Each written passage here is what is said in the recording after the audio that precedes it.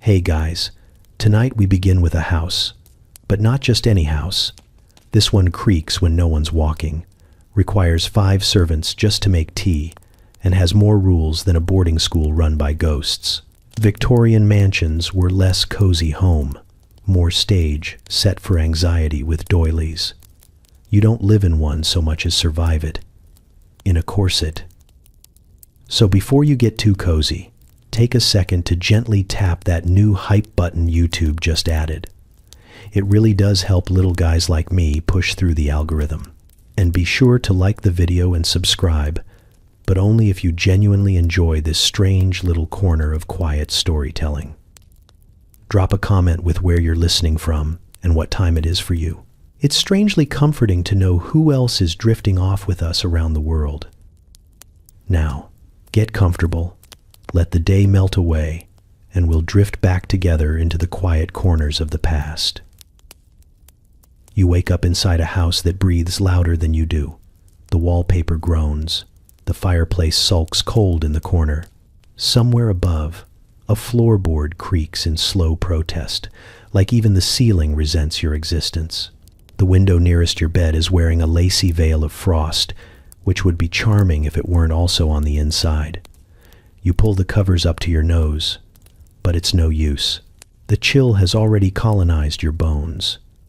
Your breath fogs out in little clouds as you stare at the ceiling, waiting for the will to survive, to arrive fashionably late, as usual.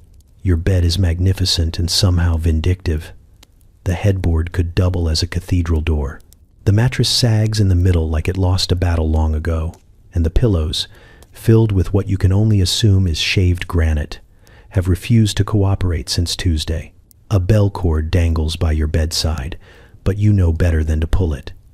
That summons a maid, and with her comes judgment, disapproval, and at least one comment about your posture. You slide out from under the covers like you're escaping a crime scene. The floor is made of ice disguised as wood. Your slippers are missing again, which means the cat has moved them to the conservatory out of spite. You tiptoe across the rug, past the decorative fireplace that's more for show than function, and begin the process of dressing, which is less about covering your body and more about constructing a textile fortress. First, the camise, then the corset, which you wrestle with like a hostile octopus, only less forgiving. Then petticoats, overskirts, a blouse with buttons invented by sadists, stockings, garters, and finally, boots that require the strength of 3 oxen and a spiritual calling. By the time you're presentable, you've broken a sweat and possibly a rib. You check the mirror. It judges you silently. Every wrinkle in your sleeve is a personal failing. The hallway outside your room is a tunnel of silence, broken only by the soft clink of silverware being polished. 2 floors down. The gas lamps flicker like they're in mourning. You pass a window and pause to watch your own breath puff in the cold air. Somewhere deep in the house, a servant rings a bell, and the sound travels like gossip through the walls. Breakfast is in the morning room, which is ironic, because it takes the better part of the morning to get there. You cross the red room, which is red, angry, and smells like dust and bad decisions. Then the music room, which hasn't hosted music since your cousin's ill-fated attempt at the violin last Christmas. The hallway narrows for no reason before widening into the corridor of ancestral portraits, each one staring down at you with a face like spoiled porridge. Finally, the morning room, where the table is already set. 12 chairs for 3 people. Plates the size of serving trays. A teapot so delicate it's probably never been used, just admired from a distance like a relic from a war no one won. Your father sits at the head of the table, newspaper unfolded like a barricade. He grunts. Your mother offers a smile that could slice fruit. You nod, sit, and receive a tepid cup of tea from a maid who neither likes nor fears you, which is somehow worse. There is toast. It is cold. There is porridge. It is beige. There is bacon, which smells amazing and exists solely to taunt you because the family doctor said it was morally compromising. You spread marmalade onto toast with the concentration of someone disarming a bomb. You chew, You count the seconds until you're free to leave. No one speaks unless spoken to. The silence isn't awkward. It's ceremonial.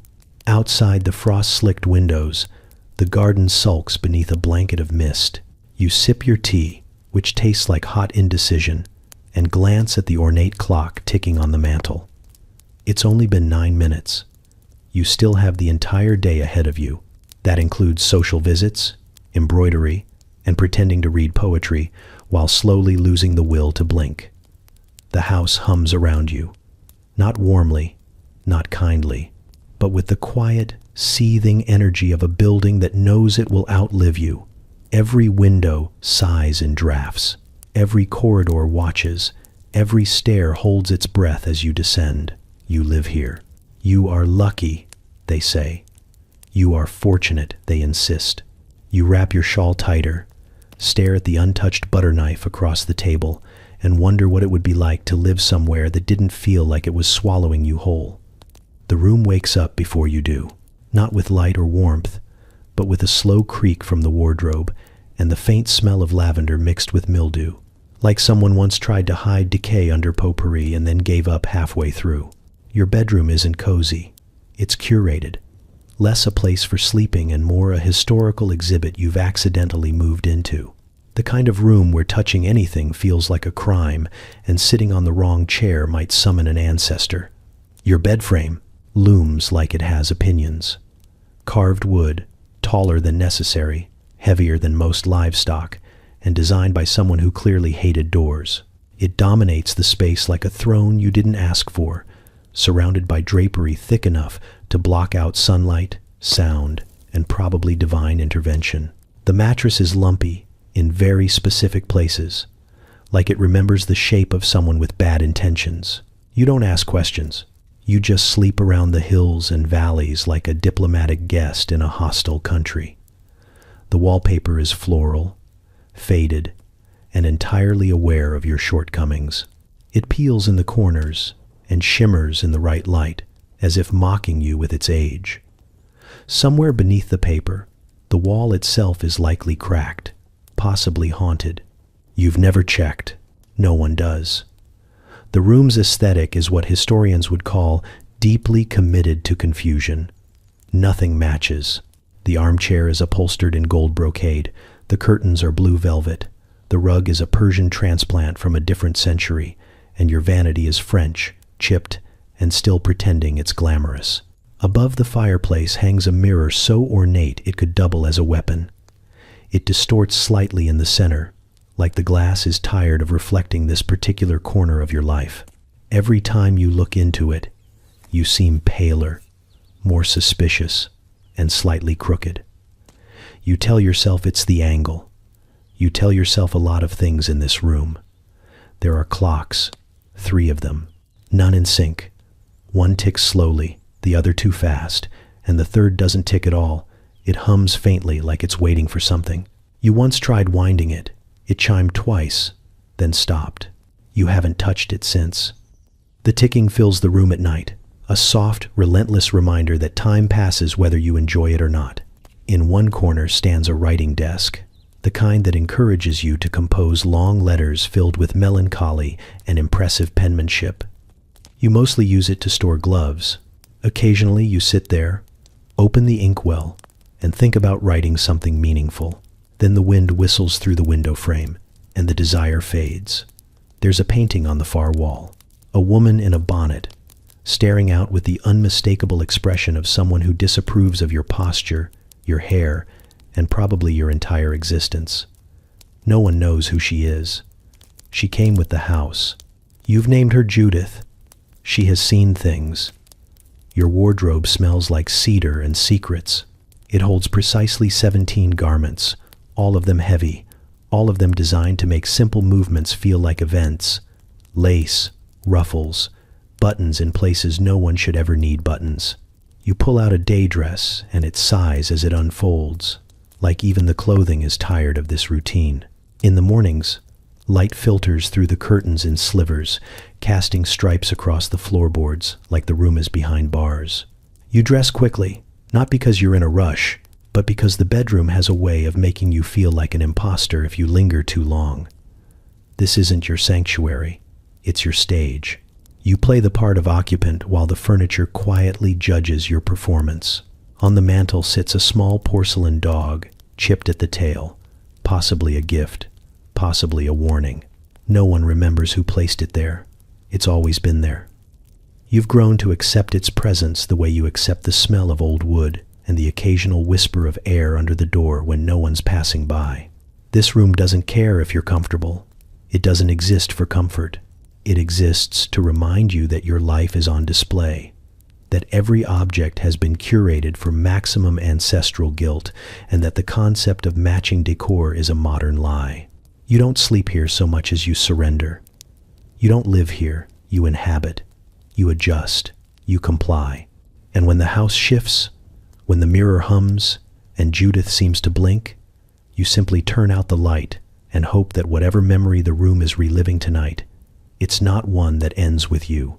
You begin your day already behind schedule, not because you slept in, but because the act of getting dressed is less of a routine and more of a collaborative engineering project between desperation, outdated moral values, and your long-suffering maid who has seen too much. Victorian fashion doesn't believe in convenience. It believes in discipline, layers upon layers of it. You don't just get dressed, you are constructed. Your chemise is the base layer, thin and shapeless, designed to protect your expensive clothes from your disappointing human skin. Over that goes the corset, a beautiful, horrifying device made of whalebone and societal expectations. You raise your arms and brace yourself against the bedpost while your maid pulls the laces like she's starting a lawnmower. Each tug pushes your ribs closer to your spine. You try to breathe, but breathing is a luxury for the idle and the dead. She tugs again. Your spine compresses. Your vision sparkles. Somewhere in the background, your lungs file a formal complaint. Corsetry isn't just about silhouette. It's about signaling to everyone that you don't need to bend over, run, or digest food properly. You exist to be looked at, not to function. Once your waist has been narrowed to the width of a respectable candle, you are trussed up in a petticoat that rustles like 1,000 moths trying to escape. Over that, another petticoat, then the bustle, which adds volume to a part of your body you're not allowed to acknowledge publicly. Victorian modesty is deeply obsessed with hiding curves by accentuating them and then pretending no one notices. Now comes the dress. Today's selection is navy blue with a high collar that could double as a neck brace. It has buttons, 47 of them, most in places you cannot reach unless you dislocate a shoulder or make a deal with dark forces. Your maid fastens them one by one with the solemnity of a nun lighting altar candles. Each button clicks into place like a door locking behind you. You ask what time it is. She informs you, delicately, that you were supposed to be downstairs 15 minutes ago. You sigh through half an available lung and reach for your boots, which require both hands, a boot hook, and divine intervention. By the time you're fully dressed, you are a walking sculpture, stiff, elegant, and completely incapable of basic tasks like turning around or sneezing without risking structural failure. You catch a glimpse of yourself in the mirror. You look magnificent. You feel like a taxidermy project. Men have it no better. Cravats must be tied with a level of precision usually reserved for nautical knots and surgical stitching. Waistcoats are snug to the point of suspicion. Trousers must hang just so, not too long, not too short, and with a crease so sharp it could threaten diplomacy. A gentleman's collar should be high enough to suggest authority, but not so high as to interfere with passive-aggressive remarks over tea. You imagine running, not away, just in general. A brisk trot to fetch something, an energetic skip. It's hilarious. Every movement is carefully curated. Sit too fast, and your seams protest. Bend over, and your bustle becomes an uninvited participant. Laugh too hard, and your corset reminds you who's really in charge. There is no freedom here. Only the illusion of refinement pressed into cotton and bone. Accessories are not optional. Gloves, even indoors. Jewelry that catches the light and the judgment of your peers. A hat, if you dare step outside, pinned to your scalp like a crown of tasteful inconvenience. You are dressed for admiration, not for weather, comfort, or any activity involving stairs. By the time you descend to join the others, you are 30 minutes late, slightly dizzy, and acutely aware of the seam digging into your rib cage. No one comments. They simply nod, glance at the clock, and sip their tea. Your delay is expected. You are, after all, dressed appropriately. Fashion in this house is a quiet war of endurance. You don't win. You just survive until evening, when the ritual repeats in reverse, and you peel yourself out of your garments like a butterfly that regrets its entire metamorphosis. You collapse into nightwear, which is somehow still complicated, and drift to sleep wondering how many buttons it would take to trap a soul. The answer, probably, is 47. You arrive in the breakfast room like a prisoner walking into a courtroom. No one looks up, but they all register your presence. The silence is cultivated, like a hedge maze, dense, manicured, and full of hidden judgments. The table stretches farther than necessary, draped in linen so stiff it could be used to reinforce ceilings. At one end, your father rustles the newspaper like it's personally betrayed him. At the other, your mother rearranges marmalade jars with the grim precision of someone pretending not to have opinions. You sit carefully. Chairs here are upholstered in discomfort and family expectation. The place setting in front of you is a constellation of silver, porcelain, and quiet threat. Napkin folded just so, spoon perched like it's posing for a portrait, toast standing upright in a rack designed to eliminate warmth entirely. It's less a meal and more a slow-speed etiquette exam where failure comes with social exile and jam stains. You're not allowed to pour your own tea. This is not because you are incapable, but because there are rules. The maid will do it. When she arrives, eventually, you wait in silence, staring at the teapot like it owes you money. It's delicate, floral, and probably worth more than a year's wages for someone who actually does things. When the tea is finally poured, it's lukewarm and smells faintly of lavender and disappointment. You nod your thanks, which is correct, and don't speak, which is also correct. Breakfast is not a time for conversation. It is a time for quiet chewing and repressed emotions. There is toast. It is dry, brittle, and organized with military precision. The butter is presented in a small dish, too hard to spread without breaking something, either the toast or your will to live. You reach for your knife and commit the morning's first offense. Too much butter, applied too eagerly. Your mother doesn't say anything, but her eyebrows hold a 3-act tragedy. Your uncle clears his throat in the way that means he disapproves of modern enthusiasm. Even the maid pauses on her way out, as if marking the moment for future gossip. The eggs are already cold, poached, in theory. In reality, they resemble something that survived an accident and chose not to talk about it. You eat them anyway, because this is not a meal, it's an obligation with calories. Bacon lies limply on your plate, present more as a concept than a food. The salt shaker is suspiciously heavy. The pepper's been missing since Tuesday, and the sugar tongs have disappeared again under mysterious circumstances. Someone suggests it was the cat. Someone else suggests it was you. No one is joking. Conversation begins halfway through the meal, reluctantly. Your brother mentions the weather, which is safe. Your aunt brings up the rector's sermon, which is dangerous. Your father grunts. Your cousin asks if you'll be joining them on the walk later. You say you might. This is interpreted as confirmation, evasion, or rebellion, depending on who's listening. Someone coughs.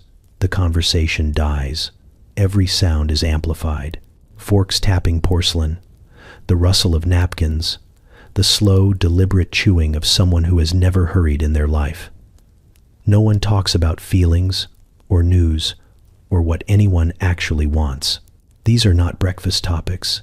These are evening topics, if at all, and only after 2 sherries and a failed game of whist. You try for jam next. There are 3 jars: strawberry, blackcurrant, and something that tastes like it was scraped from a memory of apricots. You choose the strawberry. Another mistake. Your grandmother always takes the strawberry. She says nothing, but the tension crystallizes, hovering just above the silverware like fog. The clock ticks. No one finishes eating. Exactly. They just slowly disengage, one by one, like actors leaving a stage mid-scene. Chairs scrape the floor in polite agony. Napkins are folded and abandoned like forgotten treaties. You remain seated a moment longer, waiting for your legs to remember how to function beneath several layers of dignity and starch. Breakfast is over. You haven't spoken more than a dozen words.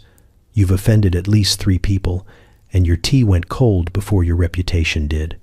All in all, a successful morning. The house is enormous, but somehow always just a little too full.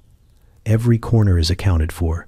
Every hallway leads to a door with a specific purpose, and none of them are meant for simply being. There is a drawing room, of course, where people pretend to enjoy each other's company under the weight of floral upholstery and inherited obligation. There's a morning room that no one uses in the actual morning because it faces west and is thus, by Victorian logic, perfectly suited to catching the afternoon sun while maintaining its incorrect name.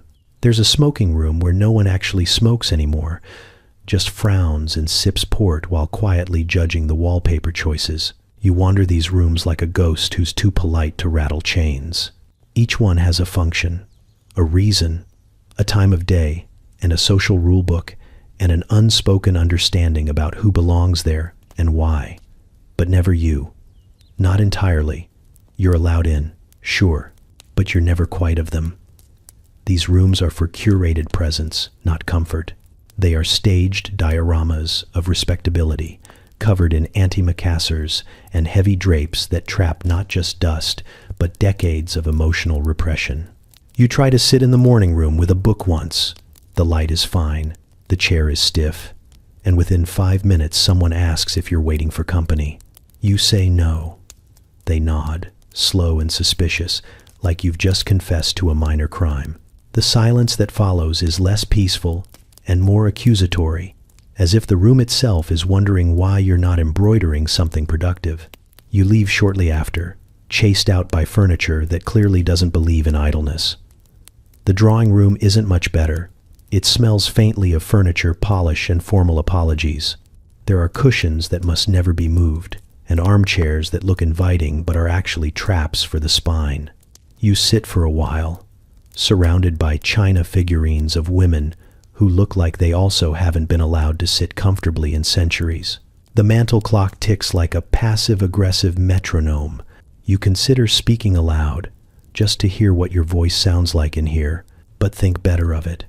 The piano, though untouched since Easter, watches you like it might report back. Even the corridors have intentions.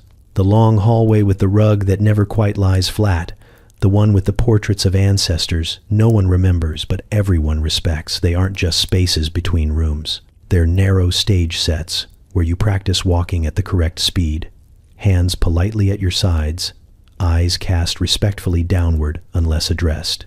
There is no loitering. Loitering implies leisure, and leisure is only acceptable when draped in purpose. You think, briefly, of the outdoors, the garden, the grounds, the greenhouse that leaks and smells of soil and spoiled ambition. But even outside, there are paths, designated walking loops, benches placed not for rest but for contemplation, which is a very different and significantly less relaxing thing. You can walk in the garden, but not aimlessly. Aimlessness implies you don't have anything better to do, and in this house, that's considered a moral failing. So you return inside, looking for something somewhere that doesn't require explanation. You check the library, but someone's already in there, reading silently and furiously. The dining room is being reset for luncheon. The study is off limits unless you've recently inherited land or an argument. The linen closet is locked, probably because someone once tried exactly what you're thinking. In the end, you settle in the stairwell, third step from the top, just out of sight, just out of earshot, wedged between 2 floors where the house hasn't figured out what you're supposed to be yet. You sit, You breathe. You exist, very quietly, in the crack between expectations. It's not a proper room, of course, but for now, it's the closest you're going to get. The first rule of living in a Victorian mansion is simple. You do not run the house. You merely orbit it, trying not to trip over the people who actually do. The staff is everywhere and nowhere, drifting in and out of rooms like ghosts with better posture. You learn quickly that their movements follow a schedule known only to them, dictated by bells you never hear and rules you definitely don't understand. They clean rooms before you've left them, press clothes you haven't worn, and appear at your elbow with tea you don't remember asking for, but are now morally obligated to drink. The butler is the sun around which all domestic order rotates. He doesn't smile, exactly, but there's a slight upturn of the mouth when you use the right fork or remember to not speak at the door. His name is Mr. Addington, and he has been with the family longer than most of the wallpaper. He knows every drawer that sticks, every clock that runs fast, and every family scandal dating back to the reign of Queen Charlotte. You never hear his footsteps, only the soft rustle of authority as he glides into the room. He does not knock. He simply arrives. If you're sitting where he needs to dust, he will pause, wait exactly 3 seconds, and continue anyway. Then there are the maids, divided into complex hierarchies that no outsider can hope to decode. There's the housemaid, the parlor maid, the scullery maid, and one who always seems to be carrying either laundry or judgment. They move in swift silence, with expressions that suggest they've seen things no one ever should. They call you Miss or Sir, depending on the hour and your outfit. If you attempt to thank them, they blink as if you've committed a breach of international diplomacy. If you try to help, they will not speak to you again. You once tried to carry your own tea tray up the stairs. It caused a week-long ripple of confusion in the servants' quarters. Apparently, someone wept. The footmen are tall, polished, and decorative in the way that overly sharp cutlery is decorative, technically useful, but mostly there to be admired. They wear uniforms that cost more than your cousin's education and open doors with a level of ceremony typically reserved for royal decrees. They speak rarely, move beautifully, and always look like they're about to ask you to leave a party you weren't invited to. The cook lives below stairs, in a realm of boiling pots and shouted instructions, and rules over it like a tyrant with a wooden spoon. Her name is Mrs.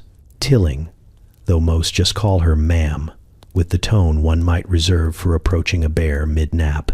She feeds the entire house, including guests who arrive unannounced and cousins who pretend to be allergic to butter. No one argues with her, not even your father, who once tried and had his breakfast arrive cold for 3 weeks. She runs the kitchen like a warship. Everything has a place, and that place is not under your feet. You are not to enter unless you've been summoned, are bleeding, or are on fire. You've seen the kitchen exactly twice, once by accident, and once because the cat dragged something horrible down there and someone decided you should fetch it. You made it halfway to the scullery before being redirected with the kind of brisk efficiency that leaves emotional bruises. Even the gardeners seem to carry an air of quiet superiority. They wear earth under their nails like metals and look at you as if you are a particularly needy species of plant. You tried to ask one a question once.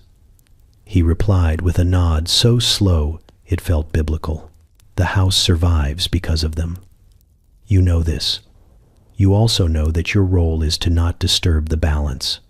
Speak when spoken to. Move when motioned.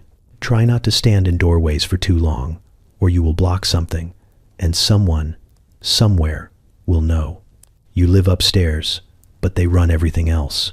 They know which doors creak, which relatives lie, which window leaks cold in January. They know where you go, what you eat, and how long you linger at the breakfast table after everyone's gone. You pretend not to. Notice how much they notice, but they always do. You can feel it even when you don't see it.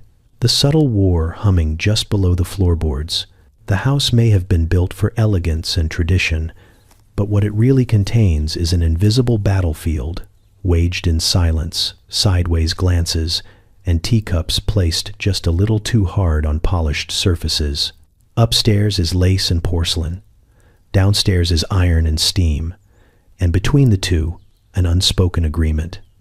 Pretend everything is fine. But nothing is ever really fine, because they know. The staff, the maids, with their quiet footsteps and sharper memories.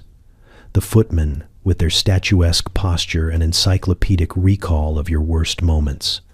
The cook, with her clanging pans and accurate opinions.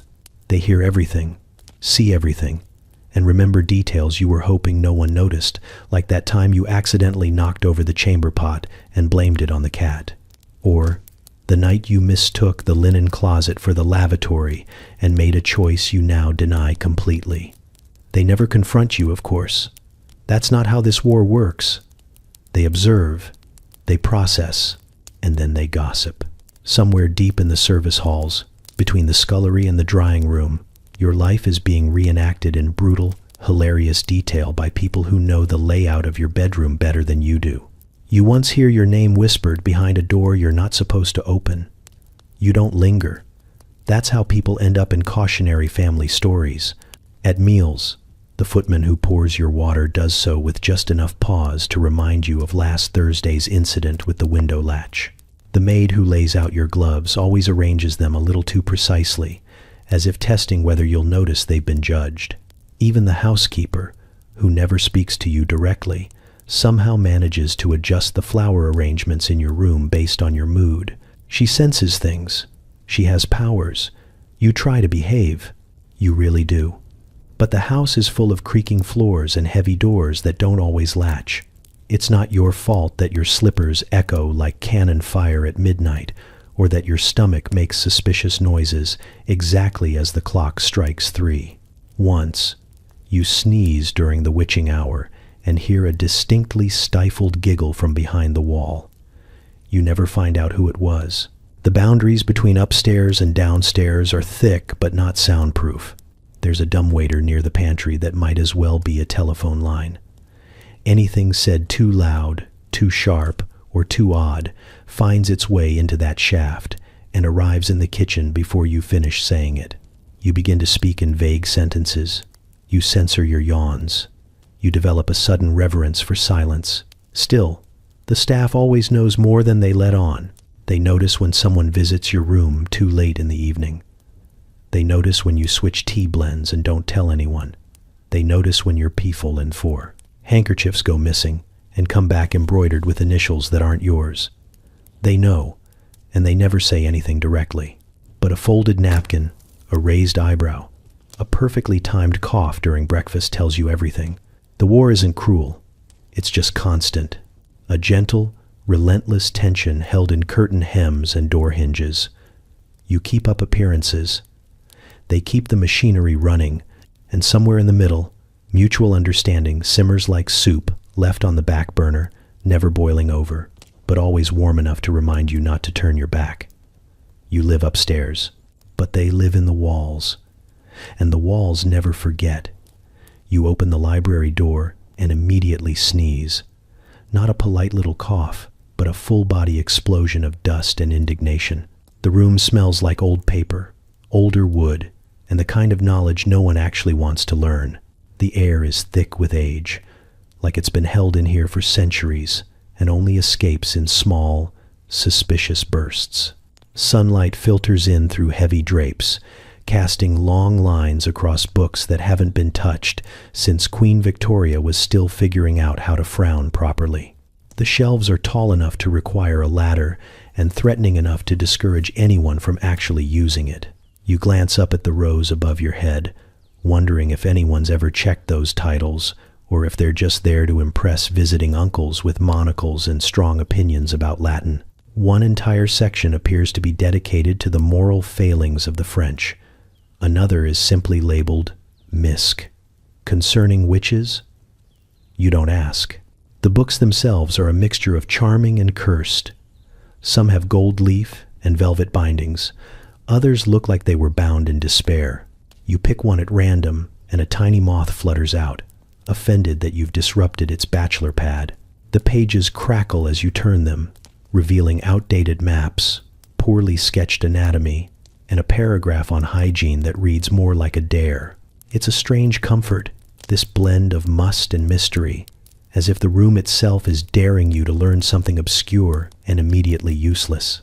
The fireplace hasn't been lit in decades, but someone still polishes the grate like it might come back to life out of sheer guilt. The armchairs are stiff with respectability, their upholstery faded into a neutral sort of disapproval. There's a reading table in the middle, wide enough for several open volumes and a sense of dread. On top of it, a stack of bookmarks made from pressed flowers, and for some reason, a single glove that no one has claimed. You don't touch it. It looks like it knows too much. Then there's the desk. The desk is older than the floorboards it stands on. Its legs are carved with faces that might once have been cherubs, but now look like tax auditors. The surface is littered with half-filled ink bottles, brittle quills, and a ledger filled with names that stop abruptly in the year 1871. You run your hand along the edge and feel a bump beneath the finish. A drawer, out of sight. You bend down. It's small, subtle, locked, and carved with a label in all caps, "Do not touch," which is, of course, the fastest way to ensure you touch something. You glance around. No footsteps. No cough from the hallway. The staff is busy with lunch preparations or strategically ignoring your existence. You jiggle the drawer gently. Locked. You try a letter opener. Still locked. You try sheer determination and Victorian optimism. No luck. The drawer remains closed, smug in its secrecy. You sit back, defeated but intrigued. It could contain anything: old love letters, ancestral curses, receipts for questionable purchases, or maybe just a half-eaten biscuit and someone's final shred of patience. You return to the shelves. One book leans out farther than the others. You give it a nudge. Nothing happens, but now you're suspicious. Another is missing entirely, and in its place is a handwritten note that simply says, "Reassigned to drawing room. May God forgive us." You don't know what that means. You also don't ask. Time slows in here. The clocks tick, but they do it reluctantly. The light dims, even though the sun is still high. You feel watched, but not in a threatening way, more like the room is waiting to see what you'll do next and quietly betting against you. You sit in the armchair anyway. Open another book. This one smells like cloves and denial. You read a paragraph about Victorian dental tools and wish you hadn't.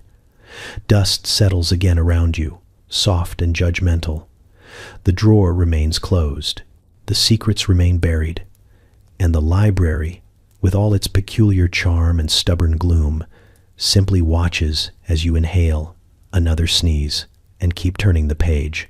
The drawing room smells like bergamot, betrayal, and furniture polish. You sit straight-backed in a chair that clearly resents being sat on, surrounded by relatives who are smiling the way people smile when they've memorized the rules of warfare but can't use weapons.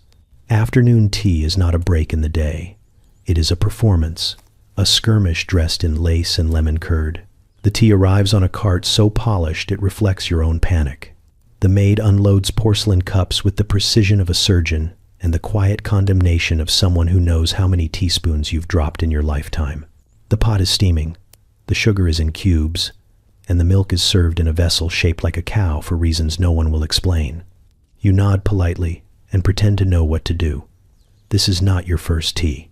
It is, however, the first time you've had to do it in front of Aunt Dorothea, who once ended a friendship over marmalade. You are offered the tray. This is a trap. There are two kinds of scones on it, plain and currant. You've forgotten which one your cousin always takes. You hesitate. That's mistake number one. A real player never hesitates. You reach for the one that looks safest, only to have your hand subtly intercepted by your great-aunt's teaspoon. Not a word is spoken. Just the clink of silver against china, and the unmistakable message. Not that one. You take the other. Someone coughs delicately. The tea is being poured now, and everyone is watching. You know because no one is blinking. The pour must be smooth, but not dramatic. Milk first or tea? You're sure you read something about that, but now your brain is just repeating the words "pinkies out" like a distress signal. You choose milk first, trying to look casual, like you always do it that way, and not because you panic chose. Your mother shifts ever so slightly in her chair. That's mistake number 2. Your cousin, seated to your left, smiles with too many teeth and asks if you'll be attending the musicale next week. You say yes, even though you didn't know there was one. She nods. You've walked into something. She passes the jam. You take a polite spoonful. Then she passes the cream. The real stuff, thick enough to hold a grudge. You apply both to your scone with what you hope is aristocratic grace. Then she asks if you always do cream on top. There it is, the third mistake, the real one. Half the room freezes. The other half pretends not to have heard, which only makes it worse. You try to answer diplomatically, something about regional differences, but you can already feel the shift in the air. Your uncle clears his throat in a way that could mean, "Let it go," or "This is how family rifts start." Either way, you lower your scone back to the plate like it's an unexploded device. Conversation stutters forward again. Someone brings up the weather. Someone else mentions a cousin's engagement, which sparks polite questions about fabric, menus, and whether or not the groom has teeth. You sip your tea carefully, realizing too late it's gone cold. You drink it anyway. Temperature is a luxury. Survival is the goal. Every movement is monitored. Napkin placement, elbow positioning. The way you stir your tea must follow a clockwise motion unless you want someone's monocle to fog in fury. You excuse yourself exactly 2 minutes before the half-hour mark, which signals attentiveness without desperation. Everyone nods as you rise. No one smiles. You've made it out with only minor damage. Once outside the room, you exhale for the first time in 20 minutes. Your hands are shaking, your scone sits mostly untouched, and the taste of judgment lingers stronger than the Earl Grey. You survive tea, barely. Tomorrow, it will be dinner, and the cutlery has more pieces. The drawing room is already full when you arrive, which means you're late or perfectly on time, depending on which relative you ask and how passive-aggressive they're feeling. The air hangs thick with the scent of rosewater, pipe smoke, and generational tension. The curtains are drawn just enough to suggest intimacy, but not enough to let in sunlight that might expose the dust. Everyone is seated, but no one looks comfortable. The chairs are upholstered in patterns that actively repel joy, and the sofas seem designed to prevent any lounging that could be construed as human. You sit gingerly on a seat that feels more ceremonial than practical, and place your hands where everyone can see them. Folding them in your lap means you're timid. Resting them on the armrest means you're arrogant. You settle for a compromise that screams neutral suffering. Conversation is already underway, though calling it conversation is generous. It's more of a verbal ballet where the steps are precise, the music is silent, and one wrong move means social exile. A distant cousin is talking about the weather, not the current weather, but the kind they had 2 counties over 3 days ago, which is somehow relevant to the price of eggs and the future of society. You nod along, having learned that nodding is safer than speaking. Your aunt asks if you've read the latest serial in the newspaper. You have, but not closely. And you're certain she's only asking so she can tell you how it compares unfavorably to one published in 1864. You agree with a vague comment about pacing and tone, which earns you a nod of approval so slight it could be a muscle spasm. Someone mentions the vicar. Someone else sighs. This is the most controversial thing that will happen all evening. The fire crackles in the hearth, not out of warmth, but obligation. The flames flicker with just enough enthusiasm to say, "We tried," casting shadows that dance on the wallpaper like memories everyone's trying to ignore. The tea tray arrives, not for refreshment, but as a prop to anchor the illusion that something is happening. You decline a biscuit. Taking one implies appetite. Declining one implies restraint. Either can be used against you depending on who's watching. Your uncle begins a story he's told 12 times this year. You could recite it backwards in your sleep. It involves a fishing trip, a duke, and an eel that may or may not have been cursed. Everyone laughs at the same spots they always do. No one hears the story anymore. It's a ritual, like lighting candles or pretending to like boiled vegetables. You glance at the clock. Only 15 minutes have passed. The conversation shifts to gardening, then to morning etiquette, then to whether or not birds should be fed in winter. Each topic is handled with the kind of careful diplomacy usually reserved for border negotiations. No one wants to be too interested. Passion is unbecoming unless it's about taxonomies or Victorian drainage systems. You try to speak once. A comment about the parlor wallpaper being replaced. 3 people blink at you like you've discussed nudity in church. You retreat behind your teacup, which thankfully hides most expressions. No one argues. That would require sincerity. Instead, disagreements take the form of pointed silences, over-articulated syllables, and the strategic repositioning of ankles. A single raised eyebrow from your grandmother carries more criticism than a 5-page letter. You've seen people flee entire counties after a well-timed throat clear. And yet, beneath the stiffness in the theater, there's something weirdly comforting. The drawing room is exhausting, but it's predictable. The rules are ancient and absurd, but they're rules. You know your lines. You know when to smile, when to inhale sharply, when to glance toward the fireplace as if considering a thought too delicate to speak aloud. Eventually, someone suggests charades. There's a collective inhalation, followed by polite protest, followed by acceptance. You volunteer, because it's the only activity where you're allowed to be dramatic without being accused of impropriety. You mime a sheep. Someone guesses indigestion. It's the most honest moment of the evening. You try to move through the house like you're not being observed, but the house doesn't allow that. It watches. Always. Not with blinking surveillance or creaky floorboard theatrics, but with quiet, relentless awareness. Every room contains at least one pair of eyes that aren't yours, and most of them belong to people who died long before you were born. The portraits are the worst. Heavy oil paint faces in frames the size of headstones, gazing out from above mantels, down hallways, over staircases. They're not positioned randomly. Someone placed each one with the strategic intent of ensuring that no moment of awkward posture or whispered comment could occur without a witness. A silent jury of powdered wigs, rigid collars, and judgmental expressions frozen in time, arms folded like they've been waiting centuries for you to make the wrong choice. You try to ignore them. You try to convince yourself it's all in your head. But then you catch one Sir Percival, your great something, with his glassy blue stare and unconvincing mustache, and you swear the light hits his eyes differently every time you pass. The hallway gets colder around him.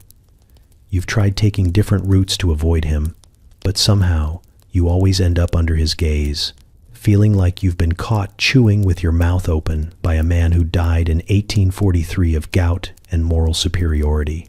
Worse still is Margaret, your aunt, technically your great-aunt. But she moves with the energy of someone who's far too alive to be referred to in past tense. She appears where you least expect her, behind half-closed doors, at the end of corridors, already seated in the conservatory before you even decided to enter it. She doesn't speak much. She doesn't have to. She communicates through the subtle deployment of knitting needles and the disapproving art of sipping tea. Margaret sees everything. She knows when you've taken 2 sugar cubes instead of 1. She knows when your shoes are on the wrong rug. She knows when you've tried to sneak a novel that isn't on the approved reading list. Once, you're fairly certain she knew you were considering skipping church and managed to stand in front of the door with a tray of scones that had absolutely no right to be that ominous. You've never actually seen her walk. She simply materializes, and when she does speak, it's in carefully rationed syllables. "Oh" is her preferred weapon. Just that slightly raised, feather light, but devastating. It's the sound of suspicion wearing a hat. She's the kind of person who can make you feel like you've confessed to a crime by asking how your afternoon was. And if you respond too quickly, you've lost. In the drawing room, she sits directly beneath the portrait of a woman who looks eerily like her. You're not convinced they're not the same person. Sometimes you forget which one blinked. At dinner, Margaret doesn't eat much. She observes. Fork poised, eyes narrow, mouth drawn in a line that suggests she's grading the conversation on a scale you will never understand. Your cousin once made a joke about trousers and was never invited back. The staff is terrified of her, which is impressive considering they aren't scared of the plumbing, the attic, or your uncle when he tries to dance. Even Cook lowers her voice when discussing the tea blend if Margaret is within earshot. You try to stay out of her way. But the house doesn't offer privacy. Even your bedroom isn't safe. There's a portrait above the fireplace of someone named Lady Agnes, whose only known contribution to family history is looking vaguely displeased from every angle. You've tried covering her with a scarf. It keeps falling off. You begin to move more carefully, speak in softer tones, dress a little neater, not because anyone asked you to, but because the eyes are always there, reminding you, you are not alone in this house. You are never truly alone. And if you're very quiet, late at night, you can hear Margaret's teacup gently returning to its saucer in the room below. Right on time. The thump comes just after midnight, when the house is at its most theatrical. Wind sighs against the window panes, like a widow with excellent timing, and the hallway gaslights flicker as though someone's trying to breathe through the walls. You lie very still beneath a mountain of wool blankets, counting ceiling cracks and pretending the sound came from a distant cart or perhaps the imagination of someone less rational than you. But then it happens again. Thump, deliberate, heavy, followed by a slow, dragging noise, as though something upstairs is reconsidering its position in the afterlife. The attic, of course, the one no one mentions unless the subject is insulation or ancestral madness. You've never been up there. The ladder is hidden behind a panel in the linen closet, accessible only by servants or the chronically curious. You fall somewhere in between. The sensible part of you says to ignore it. That part has a terrible track record. So you rise, light a candle, and wrap yourself in something that might be a dressing gown or might be a curtain. Hard to say in the dark. The hallway is colder than it should be. Older, too. Everything creaks, even things that shouldn't, like the wallpaper. You pass portraits that now seem mildly annoyed rather than judgmental, as if even they think you're being a bit dramatic. The linen closet door opens too easily. You pull the panel, the ladder groans, and you climb. The attic is not as dusty as you expect. It's worse. The air is thick, the kind of thick that implies memory and mildew had a child together. You raise your candle, illuminating a sea of trunks, hat boxes, and furniture that died in obscurity. The shapes are vague, like furniture trying to forget what it once was. The thump doesn't come again, but you know you're not alone. Then you see it. Not a ghost. Precisely. Nothing that dramatic. Just a chair rocking on its own, slowly, as if remembering someone who used to sit in it with particularly strong opinions about hem lengths and soup etiquette. You stare at it. It stares back in its own way. You take a step forward, and the rocking stops. But honestly, you're still more afraid of your cousin Reginald. Reginald, who believes dinner conversation should be competitive, who once declared modern poetry a plague and argued that the Romans had the right idea about plumbing and punishment. Reginald, who owns 7 walking sticks, none of which he needs. He claps when no one else claps. He clears his throat before disagreeing with you and then says, well, actually, as though he's unearthing a sacred truth and not just misquoting Cicero. His opinions arrive without warning and stay longer than the haunting in the attic. You survive the rocking chair, but you did not survive Reginald's monologue on proper paperweight usage. You can sense the ghost in the corner. You feel its attention like a breeze that forgot how to be air. It isn't angry. If anything, It seems tired, as if it's just waiting for you to stop making a fuss and go back to bed. You lower your candle and whisper a polite apology, just in case. The chair rocks once more, then stills. You climb down quietly, close the panel, and press the linen closet shut with a little more reverence than before. The house settles again. The portraits resume their silent surveillance, and somewhere below, Reginald is probably already awake, practicing a speech on the superiority of formal waistcoats.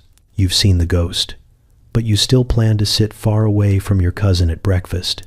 The dinner bell rings like a threat, echoing down the corridors with the cheerful menace of a well-fed gong. You freeze mid-step, already knowing you're behind. Dinner waits for no one, except perhaps for the family dog, who once delayed a meal by fainting dramatically in the foyer. You are not afforded such privileges. You arrive at the dining room just in time to be seated, which is to say, you are late. Not late enough to be reprimanded aloud, but late enough for Father to lift one eyebrow and adjust his napkin like it personally offends him. The chandelier above flickers approvingly, casting flickering shadows on faces that do not smile, only observe. The table is not set, it is armed. 12 forks, 7 knives, an array of spoons that range in size from delicate tasting instrument to weapon of war. Everything glints. Everything is polished to a shine that borders on aggressive. You glance down the table and realize with horror that no two place settings are exactly alike. This is not a meal. This is a memory test disguised as etiquette. You sit and immediately forget how fingers work. The soup arrives. This is meant to be the easy part. It is not. You reach instinctively for a spoon that looks about the right size and are immediately met with a cough from your left. Aunt Josephine doesn't speak. She just coughs. Precisely. Once for wrong, twice for unacceptable. You switch to the other spoon, even though it looks suspiciously large, and try to eat like someone who understands temperature. The soup is carrot, but tastes mostly like surrender. Next comes the fish course. You know this because a footman appears holding a platter with something that looks freshly startled. A different set of cutlery has now taken center stage. One fork has a curved tine, and the knife has a slight notch, like it's been designed for fish-specific duels. You follow the lead of your cousin across the table, who makes a great show of slicing and lifting with the fluid grace of someone born with a sterling silver spoon in every pocket. You attempt to imitate the movement and immediately fling a fragment of trout onto your bread plate. Father clears his throat. Not a warning, just a reminder that your performance is being noted for future disappointment. The main course arrives with ceremony and meat that's been roasted within an inch of its previous life. You now have options. Too many options. Forks that curve, knives that saw, and one suspiciously small implement that looks more decorative than functional. You guess incorrectly, of course. The wrong knife for the roast. You might as well have just declared support for the French Revolution. Conversation begins not naturally, but like a ship's horn sounding through dense fog. Polite questions about your health, your reading list, your contribution to society. You say something neutral about Dickens and are immediately pulled into a half-hour debate over his portrayal of chimney sweeps. Uncle Lionel calls your view romantically naive. You call his waistcoat brave. The room goes quiet. Father lifts his glass. This is the part everyone dreads. His toasts are legendary for being short, pointed, and incredibly efficient at undermining the mood. He stands, raises his sherry, and announces how proud he is of those in the family who remember that tradition is not a costume, but a code. You blink. He sits. It's unclear if this was aimed at you, Reginald, or the unfortunate cousin who wore a velvet tie last Thursday. Dessert is served, but no one tastes it. It exists for form, not flavor. A pudding so dense it could be used as building material is politely dissected with tiny forks that buckle under pressure. You try one bite and immediately reconsider. The final course is silence. Dinner ends with the scraping of chairs and a carefully choreographed retreat to the drawing room. You follow, mentally tallying your mistakes and wondering if anyone noticed when you dropped your spoon and pretended not to. You are full, not of food, but of anxiety, starch, and shame. And tomorrow is Sunday, which means the roast will come with judgment and a sermon. There is a bell in every room. Some are disguised as innocent cords, others are proud brass contraptions mounted to the wall, and a few are tucked so cleverly behind curtains and door frames that you suspect even the servants have forgotten they exist. Each one connects, via a mysterious and undoubtedly haunted network of wires, to a wooden panel in the servants' hall where tiny brass labels rattle at the slightest pull. Sometimes they ring without cause. Sometimes they ring when no one's touched them. No one ever explains why. You learn very quickly not to touch them unless you mean it. The first time you accidentally lean against the bell cord in the upstairs sitting room, it summons 3 staff members and a flurry of alarmed glances. You try to explain that you were only reaching for a biscuit, but it's too late. The damage is done. Cook is offended on principle.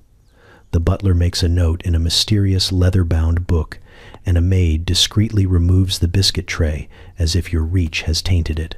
The bell remains silent for the rest of the day, though you're fairly certain it judges you when you pass by. The gas lamps are even worse. They hiss when lit, a soft, persistent sound that reminds you how easily your entire existence could be reduced to ash and charred upholstery. Each lamp must be carefully adjusted with a little brass key, a task performed with the reverence of a religious ceremony. Too much gas, and the flame dances wildly. Too little, and it vanishes with a sigh, leaving you to grope around in velvet darkness and question your life choices. Matches are always nearby, because nothing says safety like keeping open flames in rooms lined with silk drapes, oak furniture, and a carpet thick enough to swallow lesser mistakes. You light your own lamp once, just once. It takes 4 matches, a minor panic, and the loss of several eyebrow hairs, but you manage it. The flame catches with a dramatic whoosh, flares up as if trying to escape the glass, then settles into a sullen glow. You try to pretend it didn't just threaten your life. The scorch mark on the wallpaper says otherwise. Every night before bed, the lamps must be extinguished. This is done with a snuffer, which looks like a tiny, elegant guillotine for fire. The ceremony is oddly satisfying until the hallway is plunged into shadow and you remember how long the corridor is and how loud the floorboards can be when you're walking past the portrait of Lady Weatherby, whose eyes reflect more light than they should. There's also the matter of the flues. Each fireplace in the house has a personality. Some draw perfectly. Others belch smoke into the room with the enthusiasm of a dragon on its 3rd brandy. You're supposed to know which is which. You don't. You learn through trial and error and an increasingly large collection of soot-stained handkerchiefs. At least once a week, the entire drawing room fills with smoke, and everyone pretends not to notice while fanning themselves with monogrammed menus from dinners past. The house creaks constantly, not in the charming, old building sort of way, but in the deeply unsettling way of a structure that knows how you sleep and where you store your secrets. You wake sometimes to the sound of a bell ringing faintly from downstairs, though no one is awake and no one answers.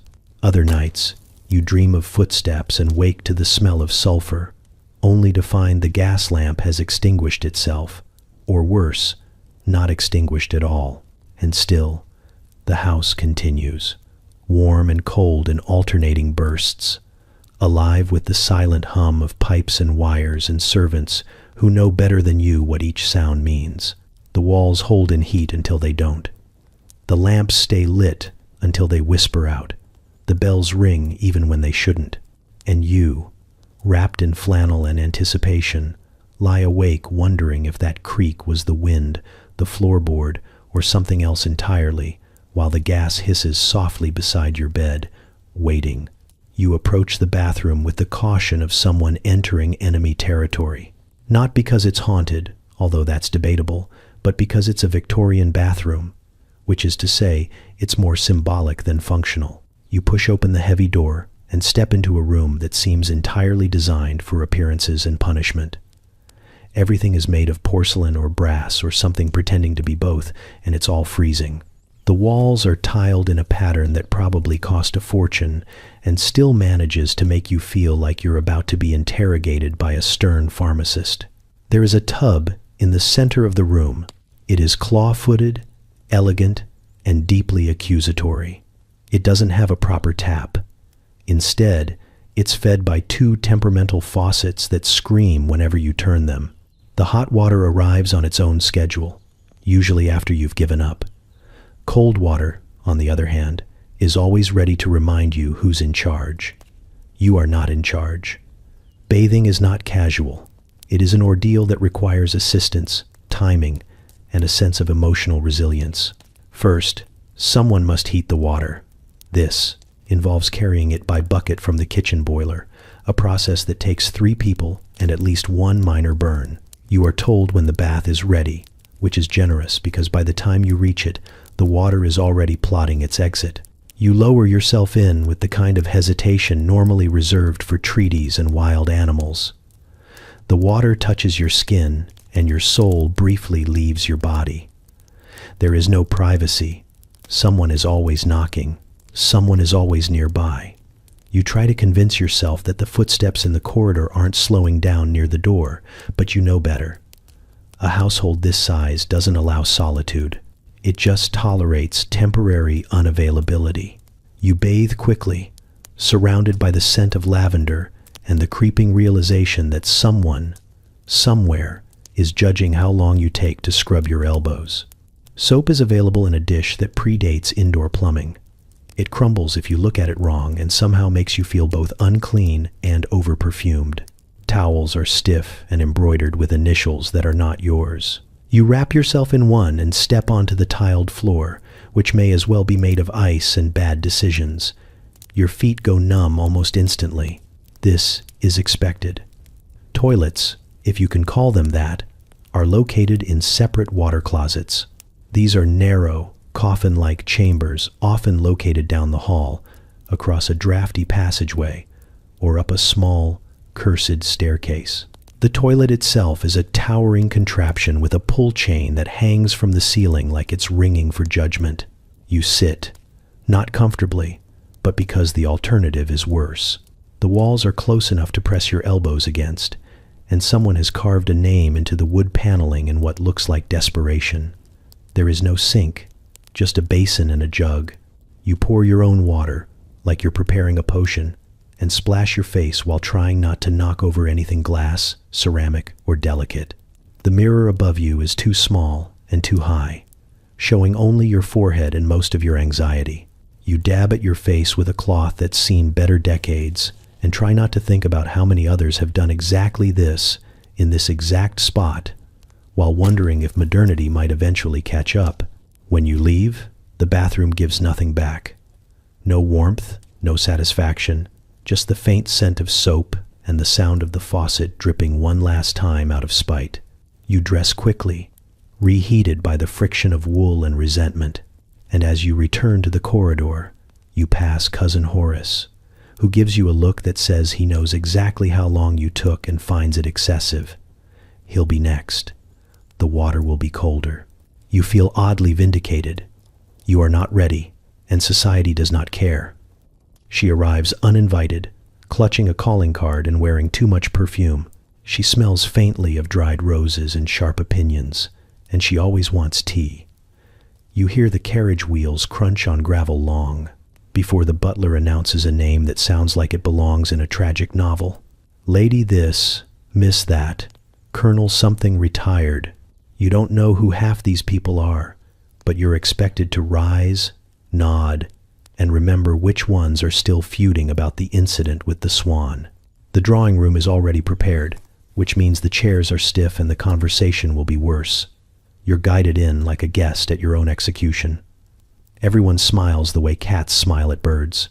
The tea tray is laid out with surgical precision, china cups thinner than your patience, sandwiches cut into suspiciously neat triangles, and little cakes that flake into your lap at the worst possible moment. Introductions are made. You are described in vague terms.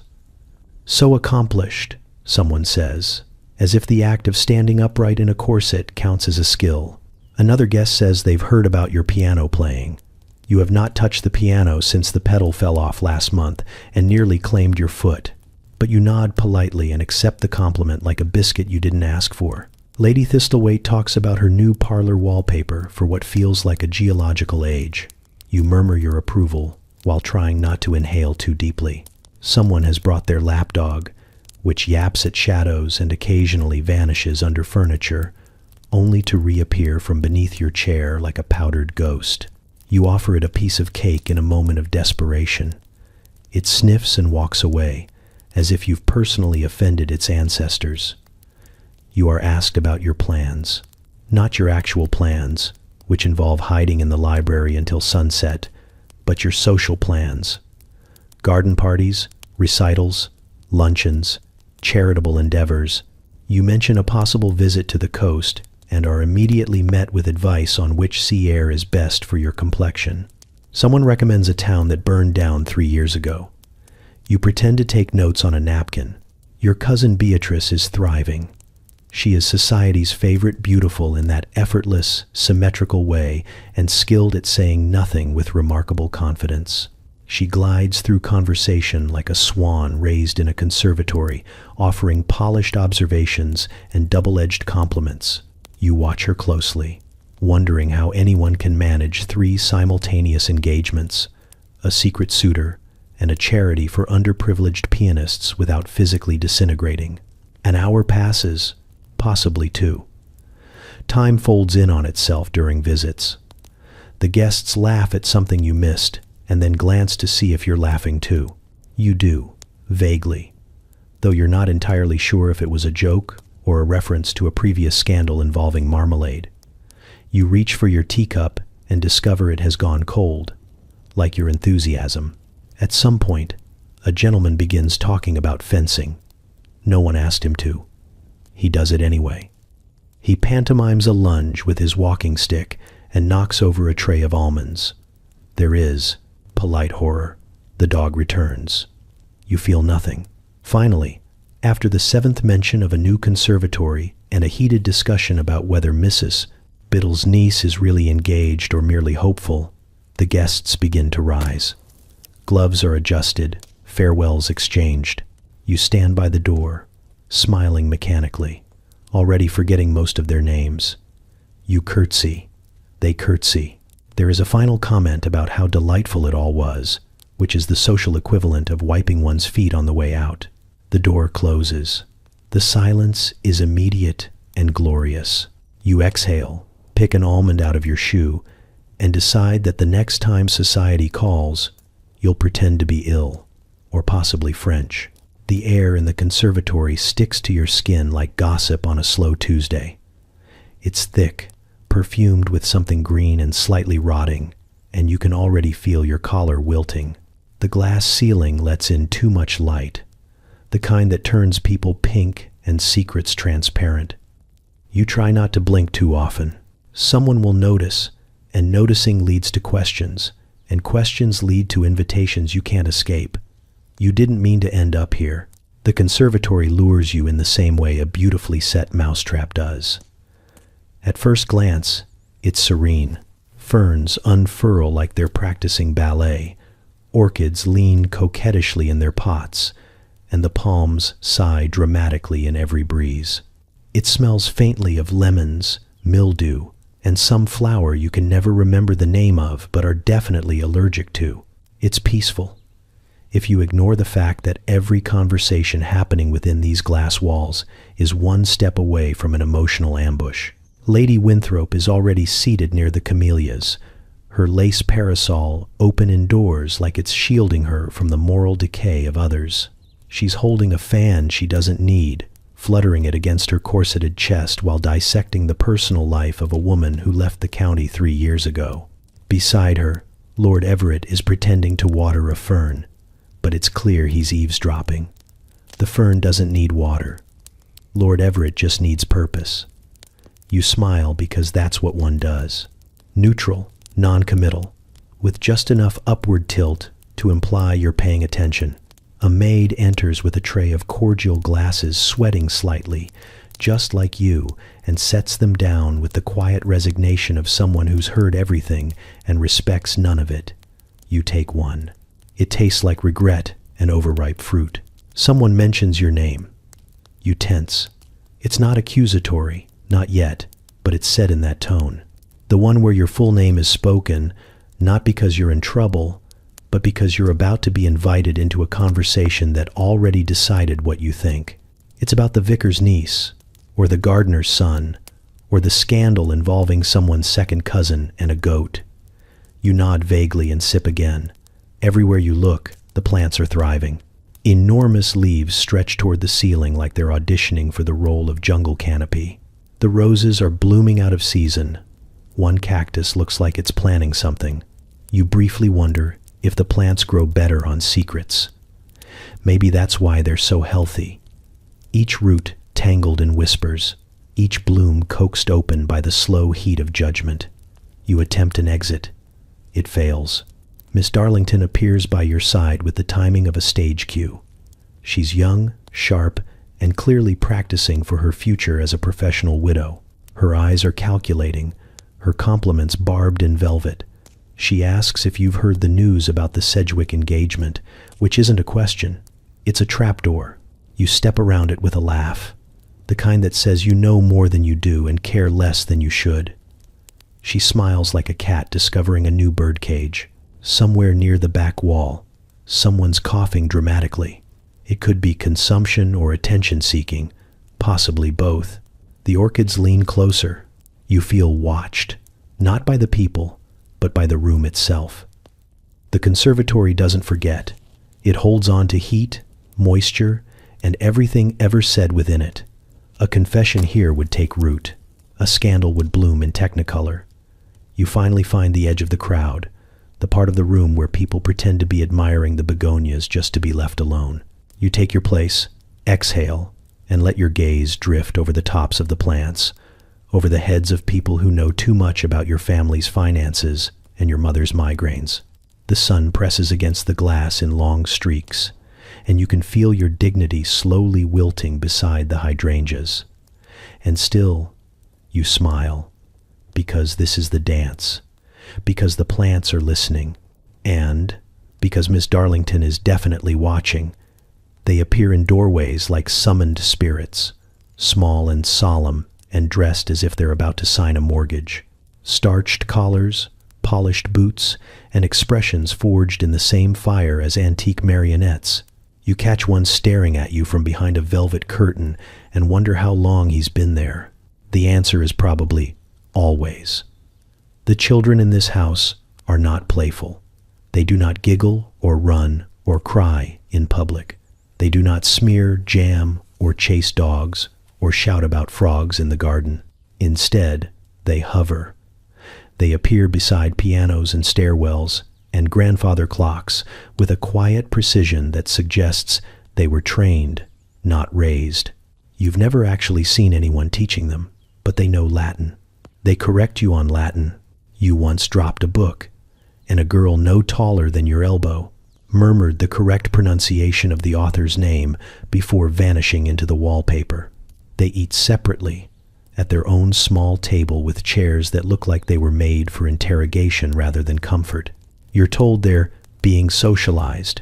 This mostly involves being handed books and sent outdoors in pairs, where they roam the hedgerows like a slow-moving fog. You see them sometimes through the windows, standing in perfect silence under trees, hands clasped, faces neutral. One of them waves once. You wave back. He turns and walks away like you just failed a test you didn't know you were taking. You are warned not to engage them too much. Children should be seen and not heard. In this house, they are barely even seen. They pass through rooms on the way to lessons, always accompanied by a governess who smells like peppermints and final warnings. You speak to her once, asking if the children enjoy their studies. She blinks slowly and says, "They do what they must," before continuing down the corridor like a Victorian crypt keeper with a lesson plan. They dress like their parents, but smaller and more judgmental. The boys wear waistcoats and trousers that suggest early training for a life of disappointing parliament. The girls are all lace and stiffness, their hair braided into submission. You once tried to compliment a young girl's ribbon, and she responded with, "Mother says vanity is for the weak." You were holding a mirror at the time. There's a nursery upstairs, which you accidentally wandered into once while trying to find the linen closet. It was quiet, too quiet. Dolls lined the walls like an audience. One blinked. You turned around and left, carefully closing the door behind you as if sealing something away. They're not cruel, exactly, just observant and unsettling. You get the feeling they know things, not just the location of the good silver or which adult cries in the library on Thursdays, but deeper things, ancestral things. You once caught one humming a lullaby you swear you've never heard but somehow recognized. It followed you for days. At family gatherings, they sit apart, perfect posture, hands folded, eyes fixed on the table as if communing with ghosts.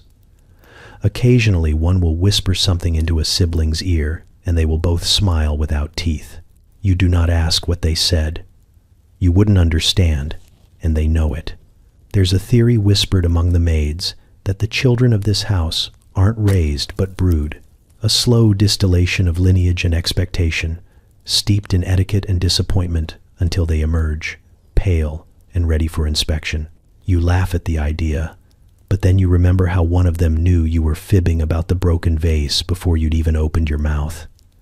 You don't fear them, exactly, but you do try not to blink too long when they're in the room, or look too closely at their drawings, which seem to feature a lot of symmetrical staircases and eyes that watch from walls.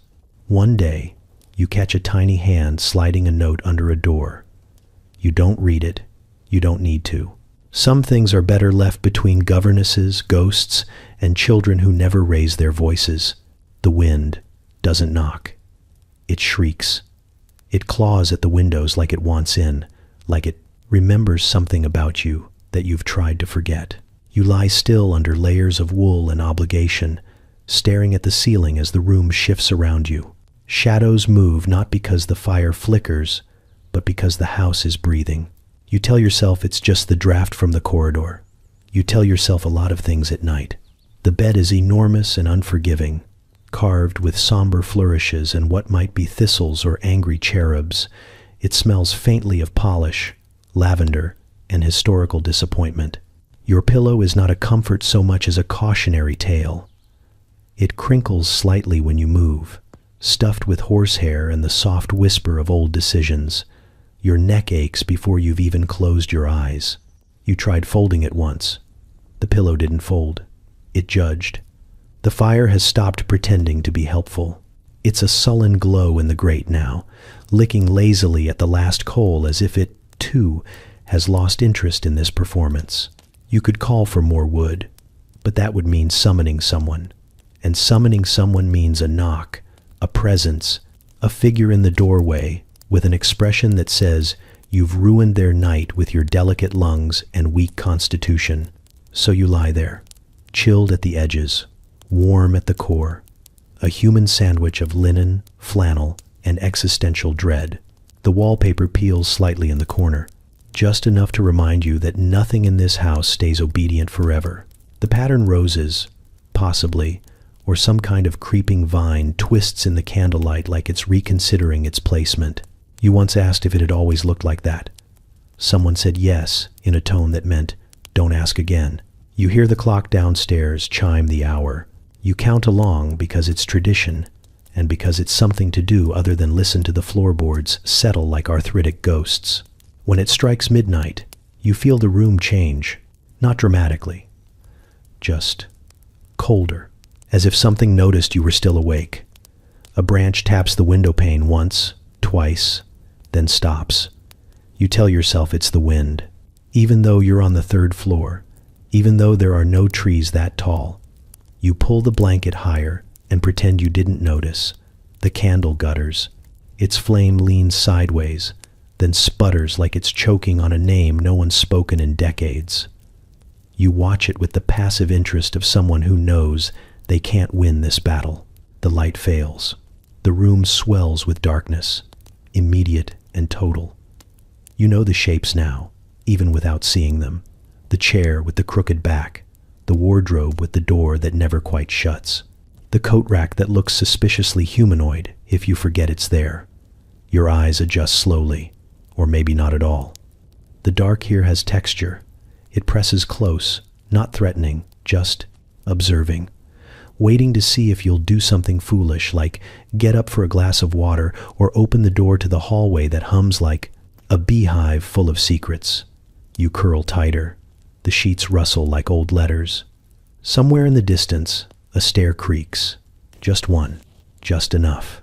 The wind returns to its lament outside, dragging the night along with it. You close your eyes and hope the morning remembers where it left you, because in this house, night is not for sleeping. It's for enduring. You dream of opulence, but it smells faintly of mildew and unpaid bills. The halls in your sleep stretch longer than they do in daylight, lined with oil portraits that whisper interest rates and property taxes instead of family history. You try to run, but your shoes are stuck in something thick and financial. Maybe it's unpaid coal deliveries. Maybe it's the slow sinking dread of another winter without insulation. Either way, you're late for a dinner you can't afford. In the dream, the chandeliers rattle above you, not from footsteps or wind, but from the tension of being showpieces in a house one bad quarter away from collapse. You reach out to steady one and feel the grime of 100 wax drips and a generation of pretending everything is fine. It sways gently, as if laughing. There are guests arriving, always more guests, in carriages that block the drive and with expectations that stretch further than the drawing room rugs. You haven't paid the rug cleaner. You're not sure the rug cleaner still exists. You open your mouth to explain and instead cough out dust. Not metaphorical dust. The kind that settles on ledgers and secrets. The house in your dream is louder than in waking life. The pipes groan like they remember better times. Somewhere in the distance, a boiler wheezes out its last breath like a dying Victorian baritone. You once thought you heard it sob. You are not convinced it was a hallucination. You wander into the conservatory, where the plants have stopped blooming and started judging. The orchids have wilted. The palms droop with the disappointment of creditors.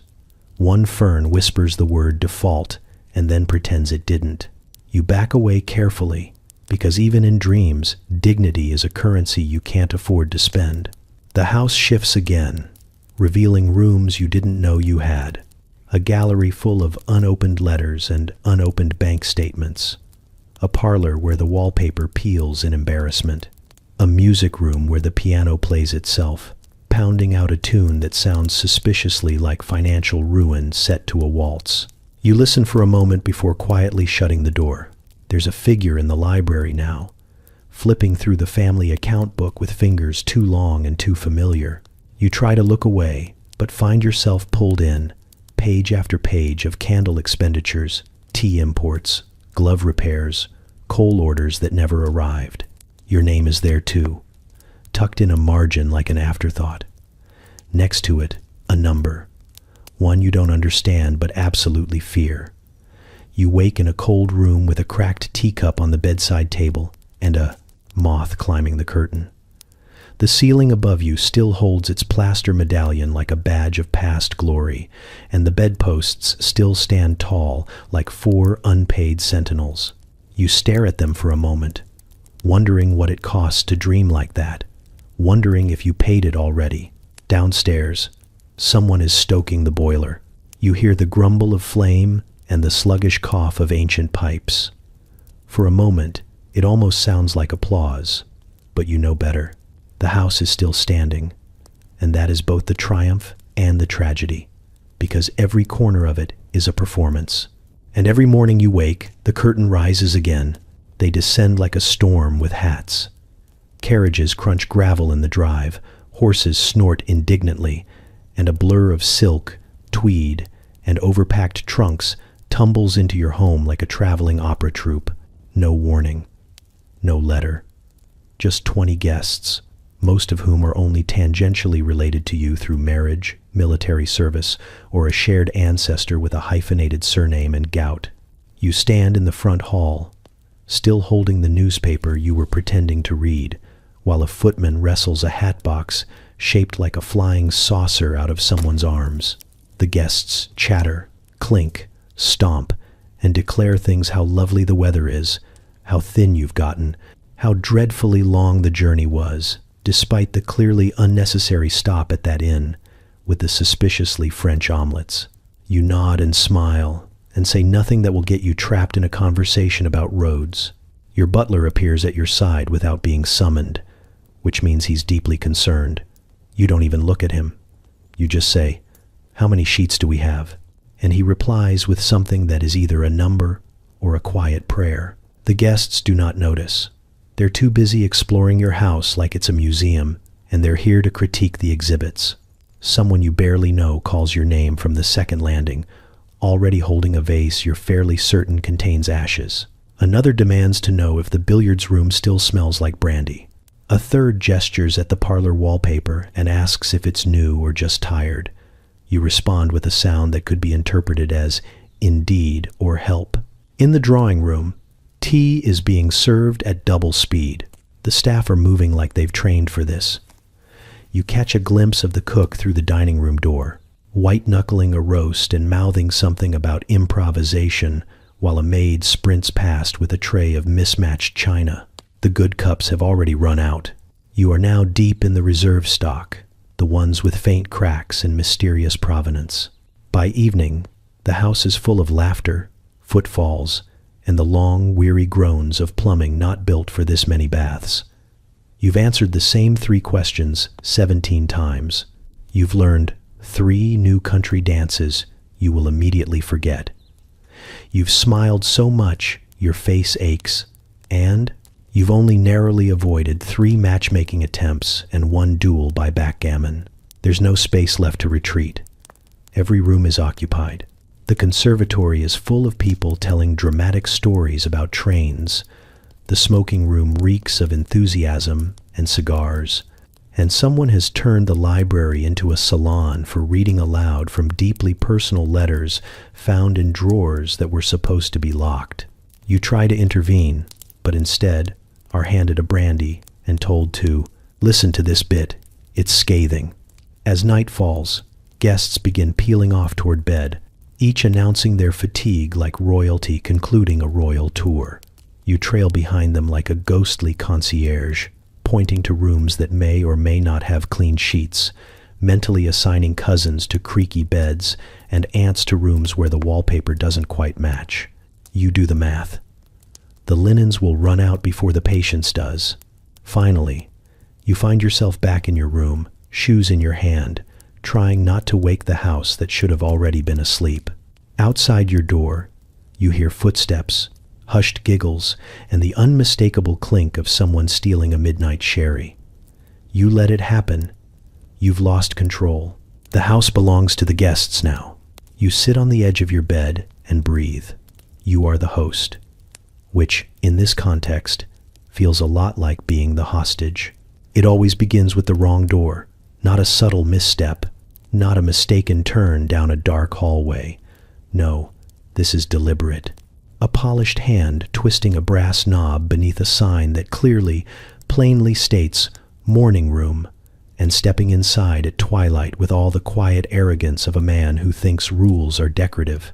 You're in the hallway when it happens, halfway through, balancing an overfilled tea tray and rehearsing a polite excuse to avoid another discussion on comparative fox hunting. The door creaks open behind you.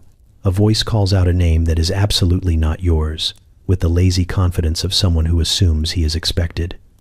You freeze, just long enough to hear the silence on the other side of the door.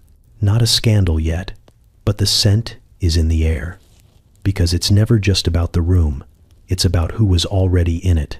The lady in question, if you can still call her that, had escaped to the morning room for a moment of solitude, or at least the kind of solitude that involves reclining on a chaise in a suspiciously artful posture, rereading the same paragraph for half an hour.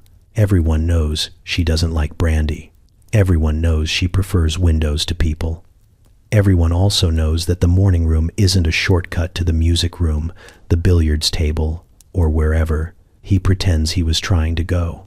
The door shuts, too quietly. You stand there, teacups trembling slightly on porcelain. You should walk away.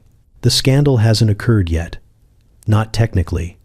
It is still preventable in theory, but in the strange math of this house, prevention rarely trumps observation.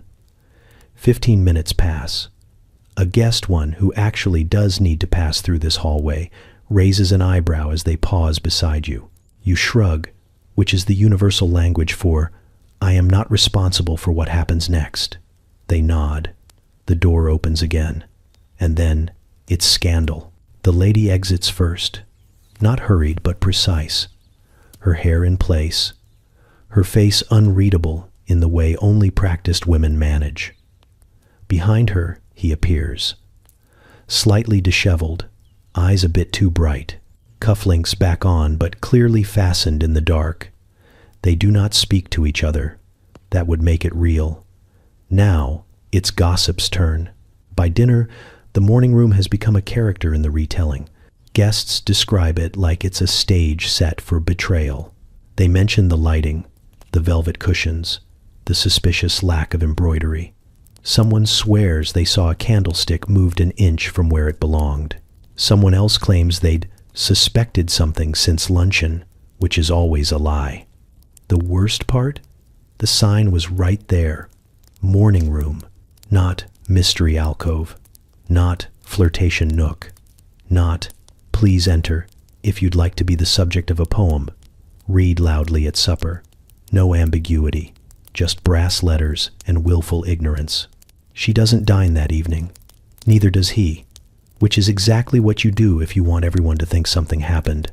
If you wanted to quash the whispers, you'd attend, perfectly composed, place a single slice of cucumber on your plate, and laugh at someone's dull joke about wainscoting.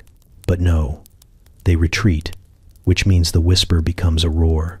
The morning room is locked the next day, not for repair, not for privacy, but to give the illusion of control. Because once the wrong person walks through the wrong door, you can't ever quite shut it again. During daylight, the nursery is charming in the way taxidermy is charming still, delicate and vaguely unsettling if you look too closely. The wallpaper is floral, aggressively so, with tiny blue forget-me-nots twisting across the walls like they're trying to escape the pattern.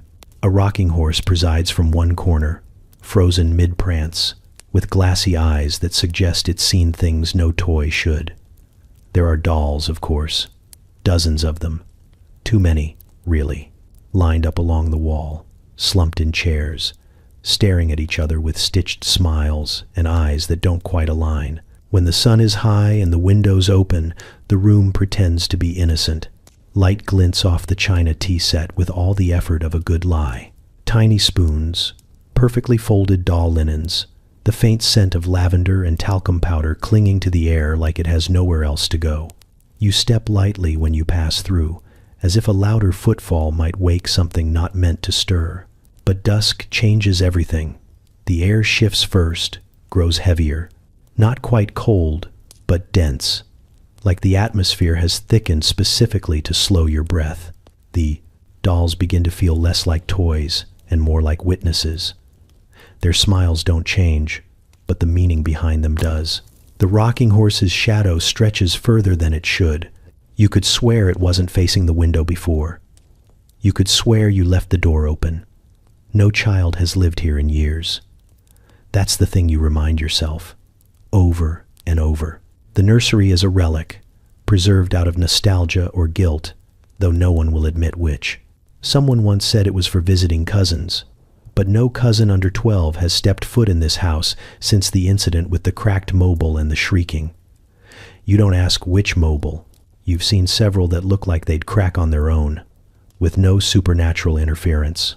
The whispers begin just after twilight, too soft to follow, too sharp to dismiss. You check the hallway, the windows, even under the nursery bed, which you know is ridiculous. but somehow still feels necessary. There's nothing, just an old linen doll half tucked beneath the frame, her face smudged and her hand raised like she's either waving or warning. You don't put her back. One night, you light a candle and step in. You want to see if the whispers follow you. They don't. They wait. The room watches. A draft nudges the dollhouse door open with the softest creak. You look inside. The miniature table is set for 3. No one ever remembers setting it. By the time you leave, the candle's nearly gone, and your heartbeat is somewhere near your throat. You tell yourself it's just a room, just toys and old wallpaper and childhood preserved like jam in a jar, sealed, sweet, and no longer real. But when you glance back from the hallway, one of the dolls is missing. You don't go back for a week. Eventually, someone mentions the nursery during tea. Casually, like it's a lovely little room, so quaint, such charm. You nod and sip your tea and say nothing. You think about the rocking horse, and the soft rustle of unseen feet, and the silence that always follows the whispers, as if they're waiting to see what you'll do next. You sleep with your door locked after that. No one tells you to. No one has to. They arrive in 2s and 3s, always unannounced, always carrying luggage that seems far too optimistic for a weekend visit. You recognize some of them by name, others only by vague resemblance to portraits hanging in rooms no one cleans. Cousins, great-aunts, step-somethings, from your father's first wife's second marriage. The family tree is more of a tangled hedge, and it sheds heavily in spring. Their timing is uncanny. Right as you're adjusting to a bearable routine, right when the sheets are dry, the silver's been polished, and the dining chairs have stopped wobbling. There's the unmistakable sound of gravel under wheels, and the scent of self-importance drifting in through the vestibule. You greet them with the kind of forced civility reserved for tax auditors and impromptu poetry readers. They respond with kisses that miss cheeks entirely and questions that sound suspiciously like financial probes. One wants to know about the roof repairs. Another asks about the value of the china, while carefully tilting the rim of a teacup to examine the maker's mark. The worst part is that no one admits to inviting them. You ask the housekeeper. She shrugs and mutters something about the post being unreliable this season. You ask your aunt, who claims she hasn't spoken to the cousin in years, but somehow remembers the exact date of their last scandal. Even the butler begins referring to them as the new arrivals, which is code for not my problem. They slip into the rhythm of the house without permission. One has taken over the smoking room, despite not smoking, simply because he likes the leather chairs. Another insists on leading prayers at breakfast, although you suspect he hasn't been inside a church since the Crimean War. The youngest is already lurking near the billiards table with a practiced air of entitlement, poking the cue chalk like it owes him money. You watch as they drift through rooms like museum patrons who've forgotten they aren't alone. They admire furniture with the same expression they use for rare horses. Pleasant, appraising, faintly acquisitive. At least one has made notes in a pocket ledger, pretending it's for poetry. They don't help with anything. You could set the drawing room on fire and they'd step over the smoke to ask if you've considered converting it into a solarium. When the bell rings for supper, they float in with the ease of practiced freeloaders and eat with the confidence of people who never see the bill. They comment on the temperature of the soup, the firmness of the bread, the fashion choices of everyone not currently chewing. No one ever sees them carrying a single log to the fire or clearing a dish. You find a crumpled napkin behind the piano and suspect it belongs to the one who claimed to have delicate lungs when asked to help dust the chandeliers. Another declared he would have made an excellent valet had he not been cursed with noble blood, then promptly spilled port on your carpet and blamed the slope of the floor. You try to keep track of their comings and goings, but it's like counting birds in a fog. One day there are 12. The next morning, only 9 at breakfast, but somehow 14 at supper. They vanish during cleaning hours, only to reappear during dessert, refreshed and suspiciously unrumpled. You're fairly certain one of them is sleeping in the music room, which no longer smells like sheet music. After a week, You stop asking questions. You just nod, smile, and make peace with the fact that your home has become a very expensive, slightly haunted boarding house for people who all think they're the main character in a family novel.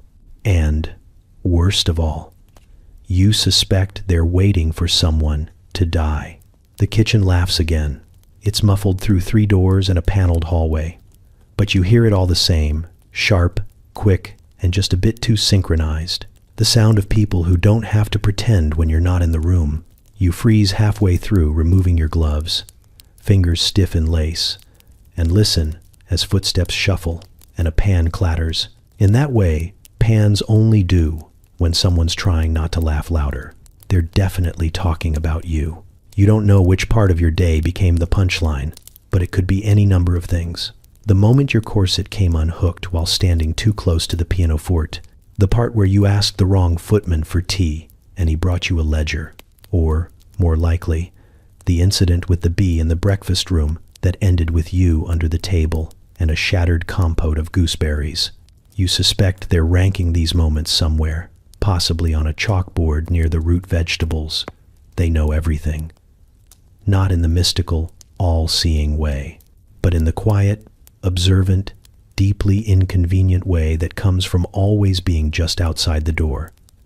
They dress you, feed you, clean the rooms you trail mud into. They notice when you rearrange the library and misplace the sugar tongs. They know who visits whom, and how often, and how long the visits last. They know whose letters arrive sealed in wax, and whose arrive already opened. And they talk. Of course they talk. You try to keep your expressions neutral when you walk past the scullery, like a monarch descending among commoners. But you're not fooling anyone. They see right through the carefully pinned hair and forced politeness. One of the kitchen maids curtsies a fraction too slowly, and you catch the smirk she tries to swallow. Another has taken to calling you Miss, with a tone that turns the word into a 4-syllable performance of condescension. They never outright insult you. That would be improper. But you find your shoes relocated, just slightly. Not missing, just waiting at the wrong door. The bell cord in your dressing room mysteriously tangles. The good tea disappears, replaced by the bitter variety that tastes faintly of boiled carpet, and no one ever admits to anything. You pass the butler in the hall. He nods, perfectly polite, but his eyes linger too long, and you wonder if he knows what you said in the conservatory last Tuesday. You wonder if he told the cook, who told the housemaids, who told the footman, who's currently polishing the silver with a kind of smug rhythm that implies inside knowledge. You tried once to outsmart them, left a decoy letter on your writing desk, written in a flourish of invented scandal, sealed and placed conspicuously under your inkwell. By evening, it had been slightly moved, barely perceptible, but just enough. The next day, the housekeeper served you your eggs with an expression of such delicate amusement you had to bite your cheek to keep from reacting. Sometimes, late at night, you think about the servants' hall, that warm, low room tucked beneath the house where stories spill freely and laughter comes easily. You imagine your name slipping between spoonfuls of stew and rolls passed under candlelight. Your latest misadventure shared with theatrical flair. You are, unwittingly, the house's favorite novella. And you don't even get royalties. You could confront them, of course, march into the kitchen and demand decorum. But then you'd have to admit that they matter, that their opinions carry weight, and you're not quite ready to grant them that victory. So instead, you walk a little taller, you speak a little clearer, and when you hear that next burst of laughter from below stairs, you smile tightly, hold your teacup steady, and pretend it doesn't echo in your bones. The house sighs more than it breathes. Each morning begins with a new sound, a creak, a pop, a faint but unmistakable moan from somewhere behind the plaster. You used to wonder if it was ghosts. Now you know better. Ghosts are subtle. Floorboards warped by time are petty, loud, and deeply personal. The ceiling above your bed has started to crack in a slow, deliberate arc. It looks like it's plotting something. You've stared at it long enough to assign it character traits. One day it'll become a full-blown fissure, and you're fairly sure it'll do so dramatically, possibly during tea. The walls shift too, just enough that nothing ever stays quite where it should. That door that once opened with a gentle push now requires your full body weight and a whispered apology. Meanwhile, the door to the linen cupboard swings open entirely unprovoked, usually when you're alone and just vulnerable enough to feel judged by folded towels. You've begun tracking the humidity like an amateur meteorologist with a personal vendetta. Rain makes the hinges swell. Sun makes the windows warp. Fog turns the drawing room into a maze of sticking doors and uneven carpet seams. The house used to feel grand. Now it feels like an elderly relative with unpredictable moods and far too many opinions about the weather. The grand staircase, once the pride of the entryway, now hums underfoot like it's warning you. One step in particular has developed a whimper. You try to avoid it. The staff do not. You're starting to suspect they step on it on purpose, just to hear it complain. Paint peels in slow motion. Wallpaper curls away at the edges like it's tired of pretending to be floral. One of the sconces in the hall has given up entirely and now leans slightly left, as if drunk on the passage of time. You consider straightening it, but the last time you touched something in this house, the curtain rod fell down and nearly ended a cousin. You mention these things to family, and they nod politely, as if acknowledging a minor illness they'd rather not discuss. You suggest repairs, and someone coughs. You bring up modernization, and someone else changes the subject to scones. The house is not just a home, it's a tradition, and traditions, much like old pipes, resist change with alarming pressure. There's mold in the conservatory that you're not allowed to acknowledge. The west wing smells like lavender and something vaguely electrical. The kitchen chimney still works, but only if the wind is from the east and the fire is coaxed with a particular brand of Scottish patience no one's had since the war. You find yourself anthropomorphizing the fixtures. The banister is sulking again. The wardrobe is in one of its stubborn moods. The east-facing windows don't like mornings, and the sink in the guest lavatory only runs hot water if you sing to it. You wish you were joking. Still, no one wants to leave. The idea of abandoning the house is treated like treason. It's falling apart, yes, but it's falling apart beautifully, like a stage set slowly collapsing while the audience refuses to look away. You sometimes think the house is aware of this, that it knows its age gives it power. A newer home would be fixed. This one demands reverence. Late at night, when the wind slips through the gaps in the window frame and the fireplace coughs up another puff of soot, you lie in bed and listen, not for ghosts, not anymore, but for the sound of slow decay, for beams shifting and plaster settling and pipes whispering to one another about better days. You'll age in this house. But the house will always be older, and somehow it will outlive you anyway. You sneeze. A delicate, restrained thing, barely audible, barely present, the kind of sneeze that could vanish into the wallpaper if it tried hard enough. And yet, 5 heads swivel toward you like you just upended the entire moral framework of the empire. Someone coughs pointedly. A teacup rattles against its saucer. Your aunt adjusts her gloves with the precision of a guillotine operator. You sneeze again, slightly more self-conscious, and the atmosphere curdles. It's not the sneeze. It's that you didn't muffle it into a lace handkerchief while subtly turning your head precisely 30 degrees to the left. You forgot the gentle nod of apology, the whisper of pardon, and the ceremonial folding of the kerchief post-sneeze like it's a sacred text. You failed to pretend that sneezing is something only the lower classes and unbaptized animals do. You exist too bodily, and in this house, that is a crime. You don't remember agreeing to these rules, but you're living in a social labyrinth so intricate it might as well have a minotaur in the middle, and every conversation is just another corner to get lost in. Sit too straight and you look rigid. Slouch and you're lazy. Say too little and you're cold. Say too much and someone will definitely quote you in a letter next week.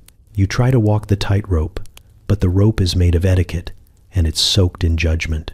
You reach for a scone, and suddenly 3 sets of eyebrows twitch. Did you pick the wrong tier of the tray? Was it a clotted cream before jam situation or the other way around? You start to spread butter clockwise, then pause halfway through, doubting yourself so hard your soul nearly detaches. You opt for sipping your tea to recover, but sip too loudly and instantly feel like you've committed treason against queen and country. No one says a word, of course. That would be gauche. Instead, they do something worse. They smile. The kind of smile that says, "We noticed." The kind that floats on a sea of unspoken superiority. You wish someone would just point and yell, "Uncultured swine," so you could get on with your day. But no, this is a quieter battlefield. Every napkin fold, every glance at the clock, every pause before answering a question is loaded with enough subtext to fill a multi-volume memoir. You try complimenting Lady Rothwell's dress, only to realize moments too late that it's last season's trim. The air around her tightens. She thanks you in a tone that could scald tea. You retreat into silence, hoping the sofa swallows you whole. It doesn't. It squeaks. Loudly. They don't teach you these things in any structured way. You're just supposed to know, supposed to absorb it by proximity, like osmosis through starched linen, the precise angle at which to hold a spoon, the volume at which one may laugh without suggesting madness, the art of making a guest feel welcomed without ever directly saying so. Even apologies have choreography. Too sincere and you look desperate. Too brief and you appear flippant. You aim for polite sorrow and land somewhere in mild gastrointestinal discomfort. You once curtsied in a hallway out of sheer panic. No one mentioned it, but for weeks afterward, everyone began greeting you with just slightly more enthusiasm. You suspect they're still laughing about it when you're not in the room, so you rehearse, alone, in your bedroom, practicing how to say "charming" in a way that sounds like a compliment and not an accusation. How to nod as though you're engaged, but not overly eager. How to cough without suggesting disease, moral or otherwise. You've learned to decode fan gestures, eyebrow tilts, and the many nuanced meanings of the phrase, "How interesting." And still, every day, you get something wrong. The wrong tone, the wrong joke, the wrong cardigan for an afternoon promenade. And every time, the room gets just a little quieter around you. Not with hostility. That would be a kindness. Just the faint, unmistakable shift of people marking you as not quite fluent in their language. You sneeze again. No one reacts. Which is somehow worse. The holly arrives first. Carried in by a maid whose apron has been freshly pressed for the occasion, though her eyes suggest she's lived through far too many December 1sts in this house. It's still slightly damp from the morning frost, but that doesn't matter. By the end of the day, it will be wilting in 7 different rooms under the weight of unrealistic expectations and scented candles no one will admit to lighting. Then comes the fruitcake. It lands on the sideboard with the soft thud of something that shouldn't be edible but legally counts as food. You watch it as one might watch a taxidermied animal respectfully, with a twinge of fear. It smells faintly of rum and deeply of obligation. Every year, someone makes it. Every year, everyone eats it. No one likes it. That is not the point. The point is tradition. The point is spectacle. The point is to go through the steps of celebration with the brittle grace of dancers who hate the choreography but refuse to break form. You help string garlands that scratch your wrists and drop pine needles like passive-aggressive breadcrumbs across the floor. You light candles in windows too drafty to hold warmth. You stand back and admire the tree lopsided, heavy with ornaments made by children who are now brooding adults and draped with tinsel that sparkles like it's trying too hard. You are not allowed to be tired. You are allowed to be festive, or at least appear to be. Anything less than a serene smile is considered seasonal heresy. There is a chart somewhere, possibly in your aunt's head, of acceptable reactions to every holiday scenario. If you laugh too hard at a joke about father's waistcoat, it's unseemly. If you don't laugh at all, it's rude. You aim for polite chuckle and land in the uncanny valley of human emotion. Gifts appear overnight like offerings to a benevolent but easily disappointed deity.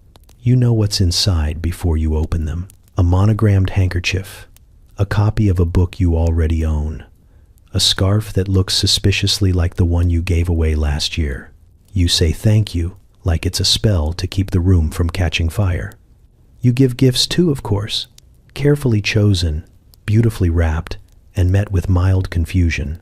Cousin Edwin receives a leather-bound journal he will never use.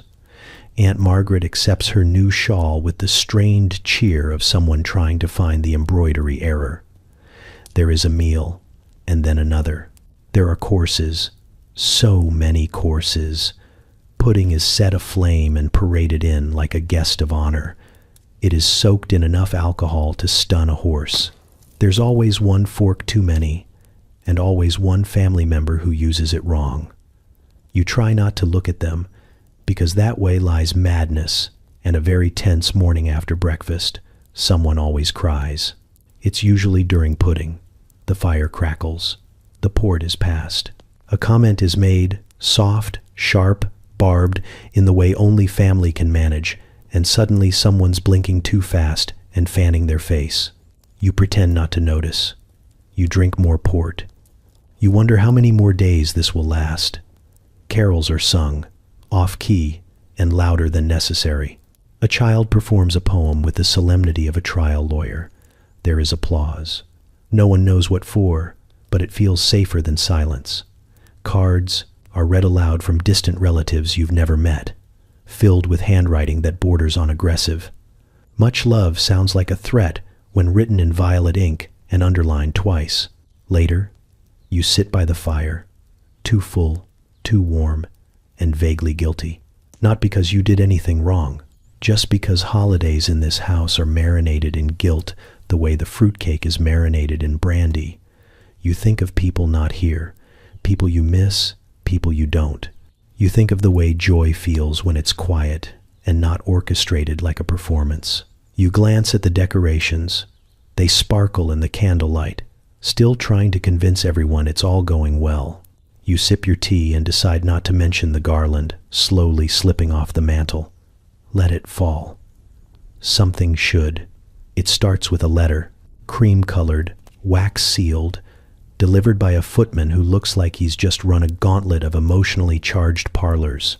You break the seal, already suspecting this won't be about something simple, like a birthday or the arrival of new drapery tassels.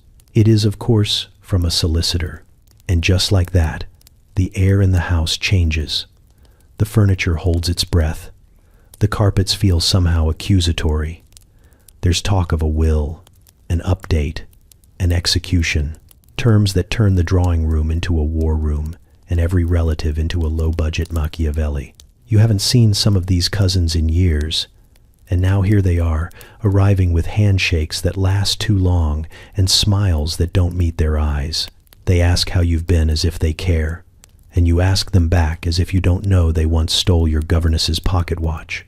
The house, sensing the shift, becomes draftier. Portraits leer from their gilded frames. As if they've been waiting for this, Uncle Bartholomew begins carrying his cane more like a weapon than an aid.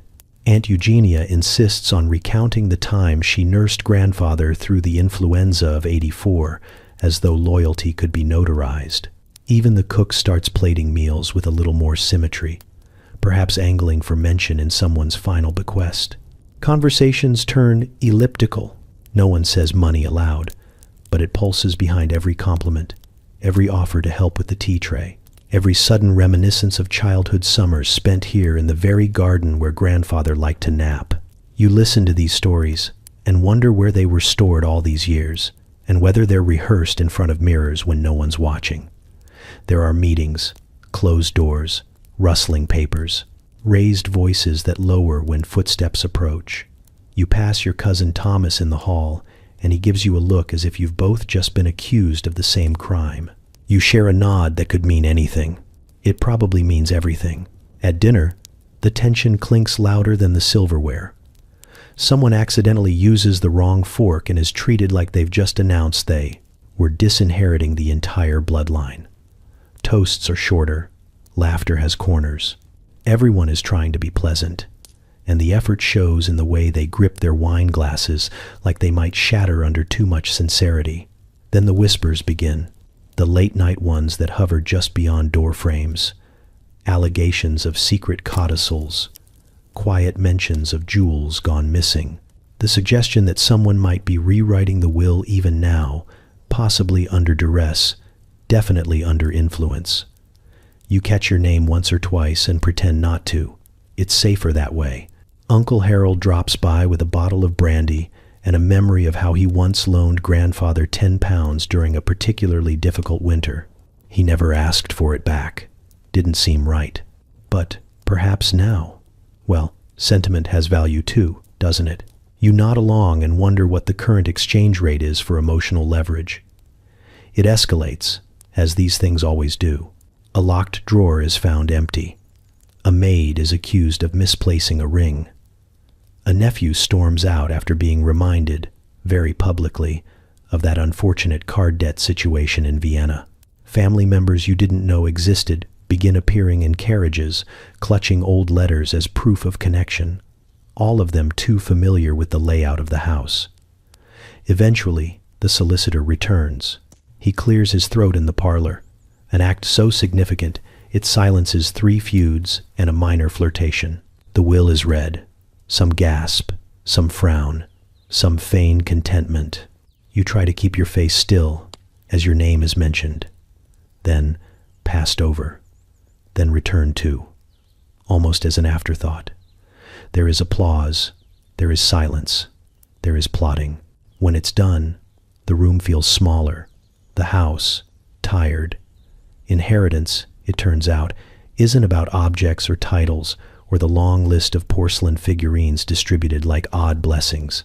It's about who remains civil, who collects stories like currency, and who leaves smiling with something that can't be contested in court. You step outside for air. Behind you, voices rise again, now sharper, now resigned. You look at the old manor, lit with 1,000 inherited expectations, and wonder how much of it still belongs to anyone at all.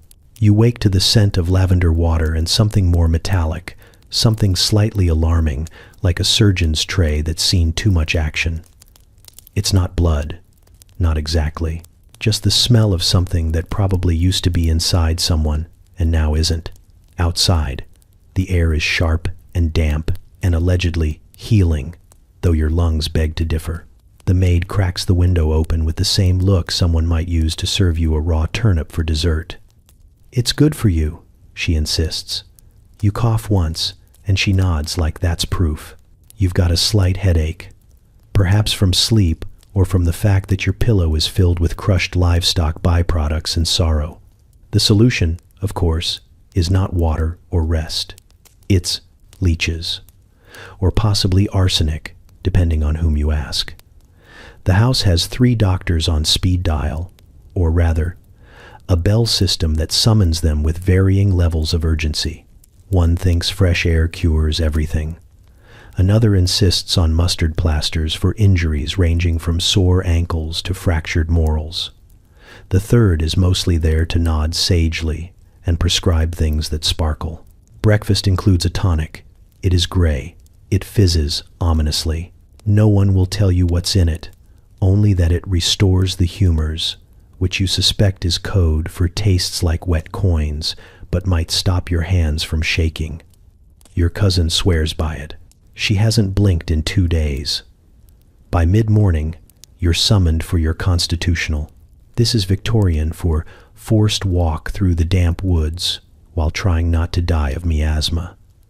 You're handed a coat heavy enough to qualify as a relative and pushed outside into what is clearly a bog pretending to be a lawn. The air is fresh, which in this case means riddled with mildew and the faint scent of horse. The local health manual calls this invigorating. You call it soggy treason. Upon returning, your hands are chapped, your nose is running, and your ears feel as though someone has inserted tiny, shrieking goblins. You are told this is a sign that your blood is circulating properly. You are not reassured. The governess suggests a rub down with camphor oil. The butler offers a spoonful of something that smells like burnt hair soaked in peppermint. You decline both and instead find yourself in the drawing room, being offered a glass of warm milk with nutmeg and a conversation about your bile. Everything, it seems, returns to bile eventually. Your body is not a mystery. It is a series of clogged pipes, and someone is always nearby with a plunger and a theory. The lady of the house insists you try her arsenic face cream. It revives the complexion, she says, smiling with teeth that are almost certainly dissolving. You take a polite dab and immediately feel both radiant and slightly cursed. By the time tea arrives, your skin tingles with an unease that suggests your pores are trying to escape. A guest at tea mentions he recently underwent bloodletting for what he described as melancholy of the ankles. He seems proud, as if he'd survived a duel rather than a deliberate draining of life fluids by a man who sharpened his instruments on a windowsill. You smile and sip your tea, which contains, unbeknownst to you, trace amounts of mercury, laudanum, and possibly regret. Evening brings the doctor again, this time holding a jar of powdered, something that he claims will cure nerves, indigestion, low spirits, and social inelegance. You don't ask what's in it. You don't want to know. You just nod while the gas lamps flicker, throwing shadows across the wallpaper like ghosts applauding a magic act. You go to bed with a hot brick wrapped in flannel, a garlic clove under your pillow, and a faint worry that your dreams will involve more leeches. The room smells faintly of mint, desperation, and something the maid described as a vapor cure. You don't sleep so much as surrender. In the still of the night, the wind presses against the windows, whispering through the cracks like a distant warning. Somewhere downstairs, a cabinet of tinctures glows softly in the lamplight, each bottle promising health and carrying the silent thread of accidental poetry or death, sometimes both. It starts with a sigh, not yours, though you're close. A long exhale from somewhere behind the wainscoting, too smooth, too deliberate, too intentional. You stop brushing your hair mid-stroke. The fire hasn't quite caught, and your candle flickers, like it's considering other career paths. Outside, the wind presses gently against the panes, whispering as if it knows something you don't, which, if you're being honest, feels increasingly likely. You press a hand against the wallpaper. It's warm. Not room temperature warm, but skin warm, as if the house itself has a pulse. You tell yourself this is normal, that maybe the plumbing is acting up again, or the hot water pipes have formed a union and are demanding attention. But the walls thrum beneath your palm like a heartbeat, slow and steady. Then comes the scratching. Not mice. Mice scratch like they're late to dinner and can't find the door. This is rhythmic, precise, as though someone on the other side is writing, slowly, with a quill dipped in something thick and ancient. You lean in, not because you want to, but because the house seems to lean back, curious about you in return, and that's when you hear it. Latin.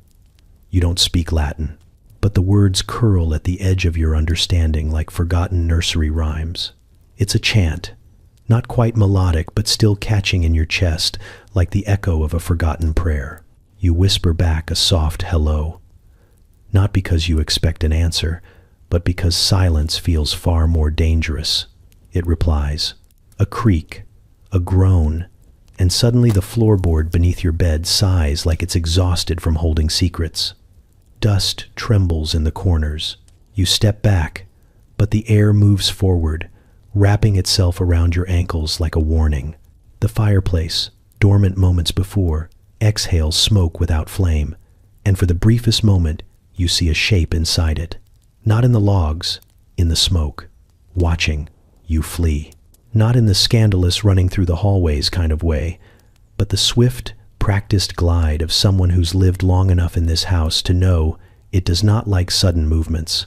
You pass the portrait of Lord Edgar, whose eyes you always assumed followed you out of bad craftsmanship. Tonight, they follow you with intent. His smirk has deepened. In the hallway, the sconces flicker, even though no breeze touches them. The gas lamps hiss, but not rhythmically. They stutter like laughter choked off too late. Something moves at the end of the corridor. Not a person. A shadow without a host, stretching and contracting as if breathing. You try to summon reason. Perhaps it's a draft, or the house settling, or the unfortunate side effect of inhaling too much coal dust and arsenic powder. But reason left after the wallpaper started pulsing. You duck into the linen closet.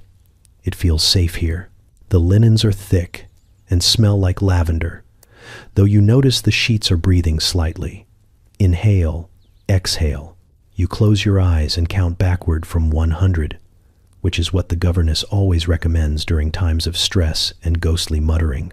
At 73, the whispers stop. At 40, the warmth fades. At 10, you hear a voice directly behind your ear, saying your name in a tone so calm it sends panic rushing into every part of your body it can reach. When you open your eyes, the closet door is wide open. You didn't open it. The hallway is empty again. The gas lamps burn steadily, too steadily. The silence is total and unnatural.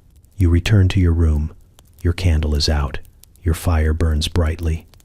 The bed has been turned down for you, despite you never ringing the bell.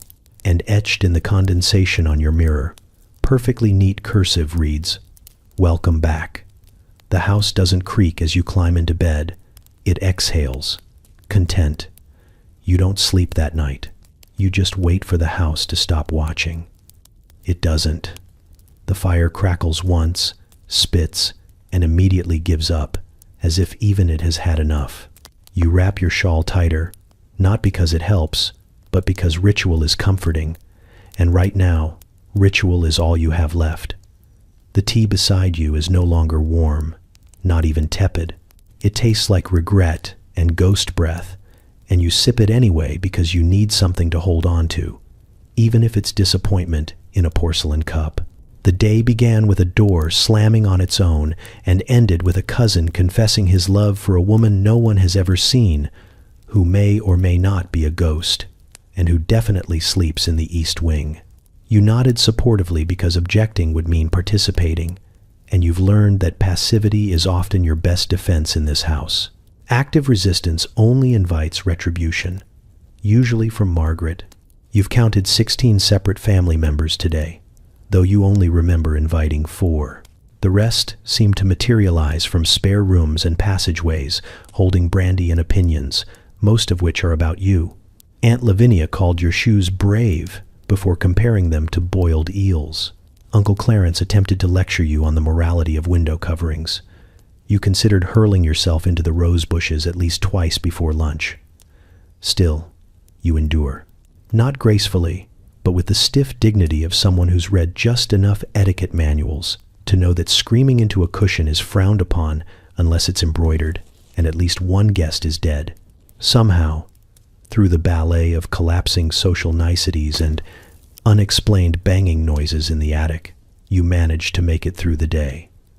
Dinner is served 3 hours late, cold as always, and garnished with someone else's tension. Your fork is 1 tine short. No one mentions it. You are not brave enough to ask for another. You spend dessert avoiding eye contact with your cousin, who may or may not be possessed. He speaks only in questions now. Last night he asked if you'd ever heard the wallpaper hum. Tonight he asked where your reflection had gone. You laugh, high and sharp, because that is easier than wondering if he's right. Eventually, mercifully, you're alone again. Mostly, the house never really allows for complete solitude. The chandelier sways when there's no draft. The mirror fogs despite the cold. There are footprints in the dust by the fireplace. Not yours. Too small. Barefoot. You don't check under the bed anymore. Not because you aren't afraid, but because you're certain something would look back. Instead, you slide beneath the blanket's woolen, itchy, likely cursed, and listen to the familiar chorus of the walls settling, the floors sighing, the pipes whispering like disappointed relatives. You breathe. You made it. The wallpaper has not peeled itself into a sigil. The ceiling did not collapse. No portraits cried blood at dinner. The tea was only mildly insulting. This counts as victory. Outside, the wind howls, offended by your survival. You sip the last of your tea. It's bitter now. Maybe always was. You set the cup down beside the fire, which chooses this exact moment to sputter back to life, as though it's trying to impress you. You don't applaud, but you also don't die, which, in this house, is enough. For now.